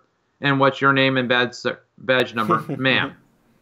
Right? So thankfully that didn't escalate any further. And so I got out of my car. They stole my car.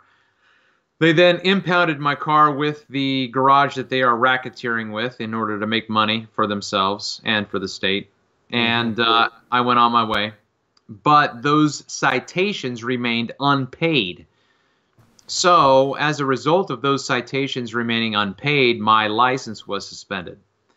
And again, because those codes and statutes, which are made by a corporation which has nothing to do with me, a living person, since those codes and statutes that have nothing to do with me, a living person, I didn't pay them.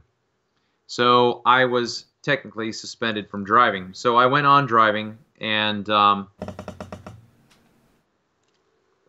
it finally caught up with me, and they pulled me over last Saturday for lack of registration and tags. Except this time, the officers were a little bit more arrogant and, how should we say this? Intimidated and impotent in their confidence in their own self-esteem, that they couldn't stand the fact that someone would actually stand up to them and say, I'm going to plead the fifth and not give you my papers. So I went through the whole shebang with them as well. But when I got to the point of talking to the supervisor who came onto the scene when the first officer called for backup, and I said, I have the right to preserve my papers and not incriminate myself.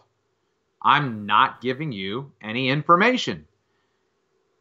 He sent the previous officer to my passenger side with an extended baton, swinging in his hand like a racket, like he's Albert Ashe.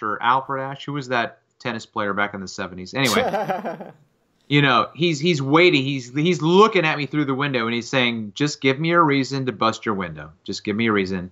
And I went, ho, ho, ho, ho. Am I being threatened?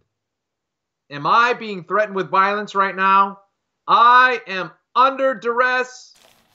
I am in fear for my life. Are you threatening me with violence? He said, all you have to do is give me your driver's license, sir. Mm-hmm. I said, all I want to do is invoke my right to remain silent. And he said, I'm not asking you to speak. I'm just asking you to give me your papers. I said, well, I'm not going to do that. So he reaches into my window, and he grabs a hold of my window, and he hunches his shoulders like he's going to break my window open.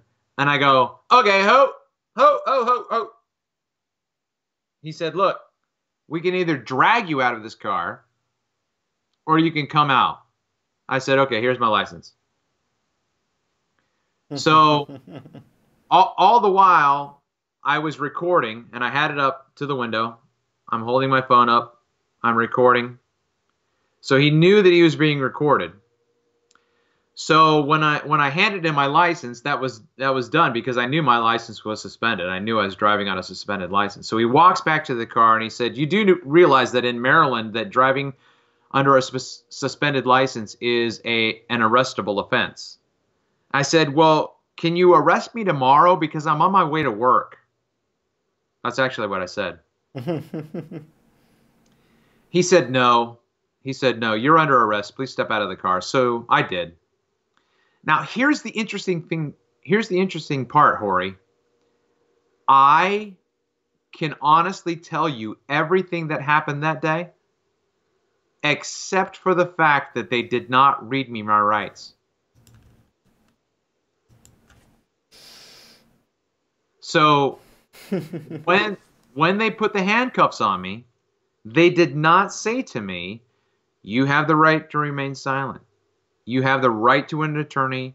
Anything you say or can or do can and will be used against you, blah, blah, blah. They did not read me my rights. That's interesting to me, and I got to look into that, and I think that that's going to be significant. Well, anyway, so they put the handcuffs on me. I was expecting to have my forehead accidentally bashed into the side of the car while I was getting into it, but they were actually pretty polite about the whole thing. So they kidnapped me. They kidnapped him. And then they dragged me off to the cage. Mm-hmm. And, yeah, so then I spent the rest of the day, which was 3 o'clock in the afternoon until midnight. So 9 hours of imprisonment by the finest in Harford County, Maryland, people. Those wonderful people putting dangerous criminals off the street Right, exactly. Exactly. Watch it, Wilson. Being risky. Oh.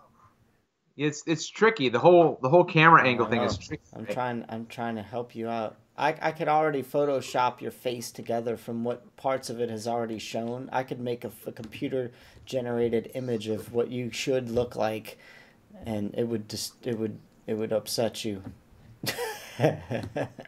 It would upset me only because you did a poor job because I'm more handsome than you. Now you just gave me more. You gave me the bottom. Oh my God. Oh, that's it. That I could go to jibjab.com right now and literally put you in the New Year's animation of this. I got everything I need to jib-jab you. Damn it. I blame it on the brandy. No, there you go. That's what you're drinking? Some brandy? Well, you know, it's upsetting, man. So I hope that you end up getting off your charges in some kind of way. Because that sucks. But look, there's a guy in the chat that I flat smacked a couple of nights ago. He wants to call in. Do you want to wrap this story up, and then maybe we'll do a call in with this guy if he's still in here? A warrior. What's his name, guys? A warrior's journey. I'll drop out. Well, let's see. Let's make sure he's still in here. All right. Yeah, I think he's still in here. So yeah, let's see what's going on with that, and if we can get him to call in, that would be fantastic. I'll open the phone lines up right now for that phone call. But yeah, thanks for calling in, man. I hope you share the link to the show because I need that. The Facebook screwed me this week. I can't share anything for a week, but that's why I'm gonna share stuff on my main account on Facebook. So help me out. Share this to a couple of Facebook groups if you don't mind, man. It's a good show tonight. All right. Thanks, Hori. Doing a great job. Keep it up. I appreciate your efforts. And yeah, we'll talk to you next time, man. All right, bud, man. Take care. Take care. All right. So if anybody wants to call in, that number 504-264-3609. And after this, I'm gonna do a flat smack on the Flat Smackers Live channel. Probably not for too long. I really got to start getting some work done. I got to get a couple things done. That's gonna amount to dollars. Remember, again, this is why I was asking for support, because now instead of flat smacking for the next 4 hours, I literally should just go ahead and get some work done. That's gonna help me pay for at least the beer required to keep flat smacking. So. Yeah, the need for support is real. When I claimed the insurance, they told me it would cost me $200 for a broken window. He has a microphone for a head, says Super Leads. I know. All right. We're gonna give our flat smacker. Flat Smacky from the other night a chance to call in. A Warrior's Journey. If you want to call in, you got about 45 seconds from now to call in. Otherwise, I'm going to end the broadcast. And what I'll do in about 15, less than 20 minutes from now is start up a broadcast on the Flat Smackers Live channel. So if you're not yet subscribed to the Flat Smackers Live, go ahead and subscribe now. All right. Go ahead. Ring the number. If you wanted to call in. If not, I'm just gonna keep on going. I'm gonna do somebody else what I did to you.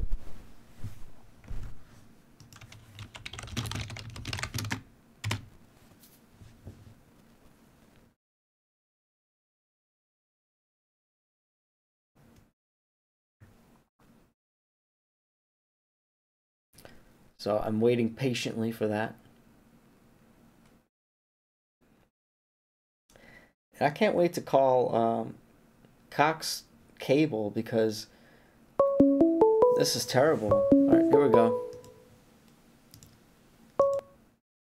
How's it going, 415? You're on with the Horseshoe Show's Flat Earth Digest. How's it going? What's up, bro? Hey, I can hear the volume in the back. Maybe you should turn me down just a little bit, and that might be better. Damn, dude, this fucking show tonight was good, man. Thank you, man. You heard my my buddy JME Truth talking about the atmosphere and how we have atmospheric pressure. Well, how are we Yeah, that was some deep shit, man. Yeah, man. Ready for that, bro. Uh-huh. That was good. That was good. Yeah. I showed your channel to one of my coworkers today, man, because she has like an open mind as well. She was fucking blown away as well. So I hope maybe she fucking subscribes and we can get another person, you know? Dude, that's so cool. Thanks for that share. And you know what? I mean, I'm just here to learn as well. And I brought my buddy on. He's got a Master of Science degree. He's got a lot of film school experience and art photoshopping experience. And the guy knows what he's talking about. And I also do Photoshop and stuff as well. But to put our two heads together on some of the stuff, it was just amazing to get his input. Hell yeah. And yeah, it was really powerful. But that was one of the big things that, you know, a lot of people don't think about is that atmospheric pressure stuff. And yeah, that was interesting. That was interesting. Mm-hmm. Yeah, that's just some of the stuff, you know, people think Flat Earth is stupid, but this is the kind of stuff you got to research really at least a little bit into to understand that, hey, yet again, Flat Earth makes more sense than round Earth, because how are you going to get any... Yeah. That's what you come down. That's what it comes down to. When you weigh in, you have to weigh stuff out. Well, what makes more sense, the flat Earth or the round Earth? Or, you know, here's something I learned tonight is that the super deep borehole, they have these tools that science uses to detect what's under the Earth, and they should know if it's this kind of rock or this kind of rock or whatever the hell's down there. And when they decided to drill the deepest hole ever known to man, which is called the super deep borehole in Russia, what we found out, well, what they thought they were going to encounter was one thing, but when they finally started drilling, they actually hit water down there at a certain point. Really? Yeah. So they wasn't expecting that, and the seismic tools that they used certainly didn't show water being down there. So it was all a proof that that tool doesn't necessarily show us what's really under the Earth. As we can't trust it 100%. Well, I have one question, Maury. Because I was watching the show tonight, and I remember JM mentioned something. He was talking about, you guys were talking about something, and he happened to say, if there's even a space at all. I think you guys were talking about the picture or something. Do you think that could be a lie as well, or? Well, is it possible, or? I have to maybe see what context he was really putting that in, but yeah, space travel. When we say space might not be real, what we mean is science will have you believe that we're just a speck of space dust in a big galaxy of universes of you know, just big shit just goes on and on and on, and we're just this tiny speck of nothing, right? Yeah. That's what. No, we don't really buy into that. What we notice is that the stars, the sun, and the moon all seem to rotate in a very, very clock-like fashion, and the word clock-like is very important there, because if we're just whirling and twirling on an axis around the sun, going through the Milky Way galaxy, all these things are traveling within themselves, and well, over thousands of years, you got to have some sort of difference in the way that you see all the constellations and all the star patterns. They should be shifting and morphing and all these different things, because but they're not. You can go to the stellarium or whatever it is that you could see all the stars with on the computer program, and it's freaking like there's one star, Polaris, and it doesn't move, and everything else revolves around it, and they all just go in the same animated loop year after year for thousands and thousands of years. And this is how Flat Earth even weighs in a little bit more, is because we try to go into that animation program and just set the years to like thousands of years into the future, like hundreds of thousands, and all we noticed was that the animation just kept repeating. That's it. It's just a loop. And then guess what? Now they said we can't even go that far into the future. Like, it doesn't let us anymore. Really? Because, yeah, and that's not the first time that happened. There was another one where we had the air currents shown on a ball Earth map model, and then the air currents shown on, I'm talking about jet stream air currents, like the stuff that's up in the stratosphere, and the air currents that are going up there, because you sometimes have like a couple 100-mile-per-hour winds going one way or the other as you increase or decrease in elevation. Did you know that? No. Yeah, so like the air currents and stuff, that's why some of these plane trips you can get from place to place faster or slower, but that's a different story. But anyway, there was a model, a computer-generated graphics model that showed you things like temperature fluctuations or things like air currents and air speeds, and we got to be able to see that on a ball Earth model, and you could click a button and it would show up on the azimuthal equidistant map, which is the flat Earth model. But one day, all of a sudden, the flat Earth model was erased and we could no longer access the data from a flat Earth model. The problem is, the flat Earth model showed very circular data that made a lot of sense. But when you looked at that data on a ball, it was like wind currents were going this way and that way, and like, it was a fucking mess. Yeah. That's the big problem. So once we like are trying to use certain tools to prove things, and then there's also like once we try to use certain tools to prove things, they change it on us. They cut us out of it. They start. Yep. Here's another thing: the Earth curve calculator, the stuff that says 8 inches per mile squared. We can go in there and say, well, okay, if I'm standing here and I'm looking at something, let's say 200 miles away, how many feet of curvature will I see between myself and the object? Because Earth, there's a certain actual math to this. If Earth is a ball and stuff is curving away from you at 8 inches per mile squared, well, squared means that the further it is, the more Earth is going to be blocking you. So let's just say something, let's say 60 miles away. If it's let's say a water tower. You know what a water tower is in your city? It's about 200 feet tall, right? About 200 feet tall? Yep. Would you say? Yeah. So 60 miles away. If I'm looking at that sucker 60 miles away, that's about 1,200 feet of curvature in between me and the object. Well, that shit shouldn't even be visible at all. It should be 800 plus feet of Earth curve should be blocking the object. Well, that's not true. We could see it still on a flat Earth. We have binoculars, telescopes, whatever. We could still see it. Now the bottom, a little bit of the bottom is covered up. But there's an explanation for that. That ball Earth believers don't want to attack. And that's just simple perspective. That's atmospheric lensing. That's things like that. It's just how our eyes work on a flat plane. So. Yeah. It's disturbing. I just try to point out a lot of things, where people have gone wrong in their research. Fine, man. Dude. You're always with the fucking dude. You blow my mind, dude, every single... Awesome.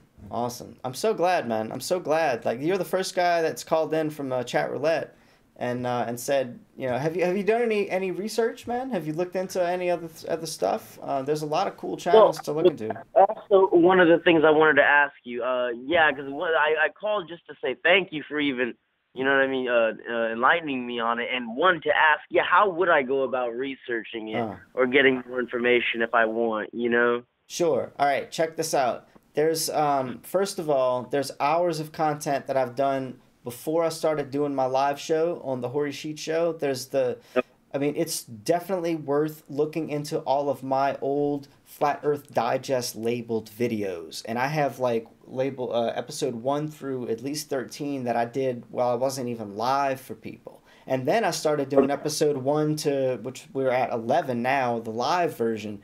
Any one of those will show you tons of channels that you could research. And I will point out a couple of channels right now. Here's, if you want to write it down, there's a channel called Deep Inside the Rabbit Hole, but on YouTube it's called DITRH. Okay, DITRH, okay. That's a good one. He's always putting out little snippets of stuff that will help you understand the world is not a ball. There's another channel that attacks NASA a lot, and he also puts out really good videos. That one is Jeranism. Jeranism. Jeranism. Okay. And then another one, if you're any sort of Christian-oriented or not, you don't have to be, but he runs a lot of the big Flat Earth events. The one that I actually won a Flat Earth award in recently. I'm still proud of this. I'm still tooting my horn. Do Robbie you guys Davison. have events out in California at all ever?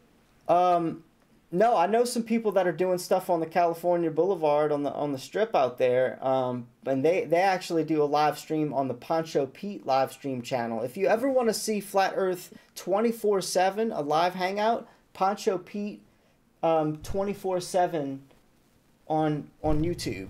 You look at that channel. They're always live, and I have a special link. I can hop on the panel at any time. I don't have to ask anybody, but you got to be like in the click to get that. But you can always watch what's going on live, and they're a lot of times broadcasting on the Hollywood Boulevard, flat smacking with a table and all the flat Earth like stuff that they have out there. But so Poncho Pete is a good channel on YouTube for Flat Earth. Celebrate Truth is Robbie Davidson's channel, the guy that runs the Flat Earth conferences. So write Celebrate Truth down. He's the Christian-oriented channel. So those are some good ones to look at. Oh, wait. The best one. You got to put a bubble around this one. All right? You ready? Okay, I'm ready. Around. Globe Busters Live. Or Globe Busters, whichever one. I know they had some trouble with the main channel, so they were doing a backup thing. But Globe Busters, anything Globe Busters on YouTube, there's probably at least 2 channels. Go sub to both of them. Ring the bell, because every Sunday at 2 p.m. Central, they do a show, and it's like they get real deep in it. And then one of the guys on there was hired by people like the American History Channel to make videos of satellites, because guess what? The American History Channel couldn't even get real videos of satellites in outer space. They had to hire an animator like our guy, Iru Landucci, who's on the Globebusters team, and he's a flat earther. So there's, this guy knows about animations, and he could point out the flaws and all the crap NASA shows us, and it's really awesome. He's on our team. So yeah, that's the best channel, Globebusters, baby. Man, it sounds like the flat Earth community is kind of growing really fast here. I mean, do you think it's possible, like even slightly possible, that the world can come to a realization? Oh, within I'm sorry, go ahead. No. Yeah. I was saying, like, the whole show I did, this whole brunt of the show was about all the conferences going on around the world. There's one in New Zealand, Amsterdam, Canada. Oh, wow. Yeah, there's a big, huge conference in Amsterdam, New Zealand, Toronto, Canada. There's one in Dallas, Texas. There's also one in... the Question Everything. I don't know where that is, but it's somewhere in the United States. And then there's also one in the spring happening around North Carolina. So there's all kinds of events that are either adding Flat Earth to the lineup of truth spreading, where they talk about chemtrails and 9/11 and conspiracies. They're adding Flat Earth to it, or it's a straight up big ass Flat Earth conference somewhere. Yeah. There's at least 3 Flat Earth only conferences, and that's the one in Dallas, Texas, Amsterdam, and Toronto, Canada. But the Question Everything conference is like sort of a conspiracy related thing. We've added Flat Earth to it. Yeah, because I think I tried to do a little bit of research today while I was at work. A little bit. I tried to see if there was any because I wanted to see if anyone has So there was this guy you heard of what was his name? Flat Earth Mike Hughes or something like that. He shot himself. Yeah, Mad Mike Hughes. I got a picture of myself standing right next to his rocket. Oh, what? That's really cool, man. Yeah. Yep. I was posing on it. Did he get high enough to actually see anything, or because it didn't really say anything in the YouTube videos that I saw? No, let me. A lot of those YouTube videos misrepresented what he was trying to do, and a lot of them totally misquoted his whole goal.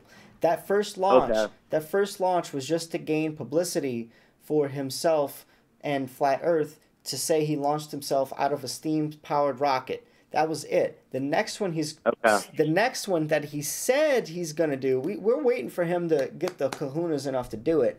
He's gonna take the same sort of technology now that I guess he sees that it works. He's gonna try to do the same thing, but instead of doing it from ground level, he's gonna take a big ass balloon and launch himself up with a rocket. And once it gets to where the balloon can't go higher anymore, then he's gonna take his rocket and launch from the balloon and go even higher and attempt to take a picture of Earth and tell us if it's round or not. That's the big Whoa. thing. Yeah, that's when he gets to the Kármán line, as what it's called. That's Man, when that we'll shit know. would blow everyone away, bro. That was, I mean, damn near. I mean, what could people say after that? Well, it depends on if that is as high as we can go or not. And as far as we know, the balloons that we have can only go so high. If his rocket can manage to go higher than those balloons and take a picture, he'll be the first civilian ever to take a picture that high of Earth, and we'll know if it's got any sort of curvature or not. But we got to make sure his ass brings the right camera, because if he's stupid and brings a GoPro, then it's going to be a ball, whether it's 10 feet off the ground or 10,000 feet off the ground. You're right. You're right. I remember you were talking about that. Yep. So I'm sure he's not that stupid, but if he does, we'll know if this guy's trying to just get money off of us or what. But oh God, man, I don't know. I don't trust the guy. I haven't been behind him. I'm just watching him, and I talk about the news around it, but he's not getting into private broadcasts and doing hangouts and saying he doesn't seem to be mingling with anybody. So he's kind of like a silent in the community, really, huh? He is in that regard in the community. Yeah, he's not somebody that's really rubbing elbows with everybody. He's just doing his own thing. We look at him like a wild card, really. Okay. We do. Yeah. And we see that he gets a lot of publicity, but we also see that he kind of looks like a nutcase. So we don't really. Yeah. We're just like, okay, this is happening. Yeah. Yeah, well, I can't wait to see what happens with it. You know what I mean? Right. Yeah, he seems to be a good guy. He seems to be a flat earther, but he just doesn't get into the community enough for me to want to trust him, and that's a red flag. It's a big red flag for me. Maybe he's too busy or whatever, but I don't know. I'm busy too, and I still manage to get around and get known, and I don't know. He would have been at the conference I won an award at, where his rocket was. He should have had something on stage. He was there with the rocket, but I don't know. I didn't hear anything about him. I didn't see him get up on stage. It's just weird. I don't know. He's just a weird part of flat Earth. Yeah. He's around, but for what? I don't know. I hope he does what he says. If he does what he says, well, he's got balls at least. Jeez, he already has balls. He did that first rocket launch. He's got balls from it. He's earned a lot of respect for finally doing it, because he postponed it. You didn't know this. He postponed it for months. Like he got they told him he couldn't do it here, and the authorities were telling him, you can't do it here, can't do it there. So he had to move a couple times, and we thought he was just trying to steal our money. One of our flat Earth people got caught up in taking donations for it, and he caught a lot of flack because it was being postponed. And we all looked at him like, I tried to defend him and stuff throughout all this. This is Infinite Plane Society. This is the account that I'm talking about. But now, instead of Infinite Plane Society, like once he recovered from that, he just for some reason decided to attack a lot of other flat earthers for other things. So we just kind of ousted him from the community. Yeah, this guy went off the deep end. He was a really good flat earther, but he thought eventually that his shit didn't stink anymore, and he thought that he would start attacking some of the biggest names in flat Earth, and he thought he was right. And it turns out he was wrong, and he never really formally apologized. So now everybody is like, we were not even letting. He couldn't even get into the conference that I won an award at. He was actually stopped at the door after all the traveling. Really? Yeah, all the traveling. Really? So there's a lot of drama going on the inside of this. Yeah. Wow.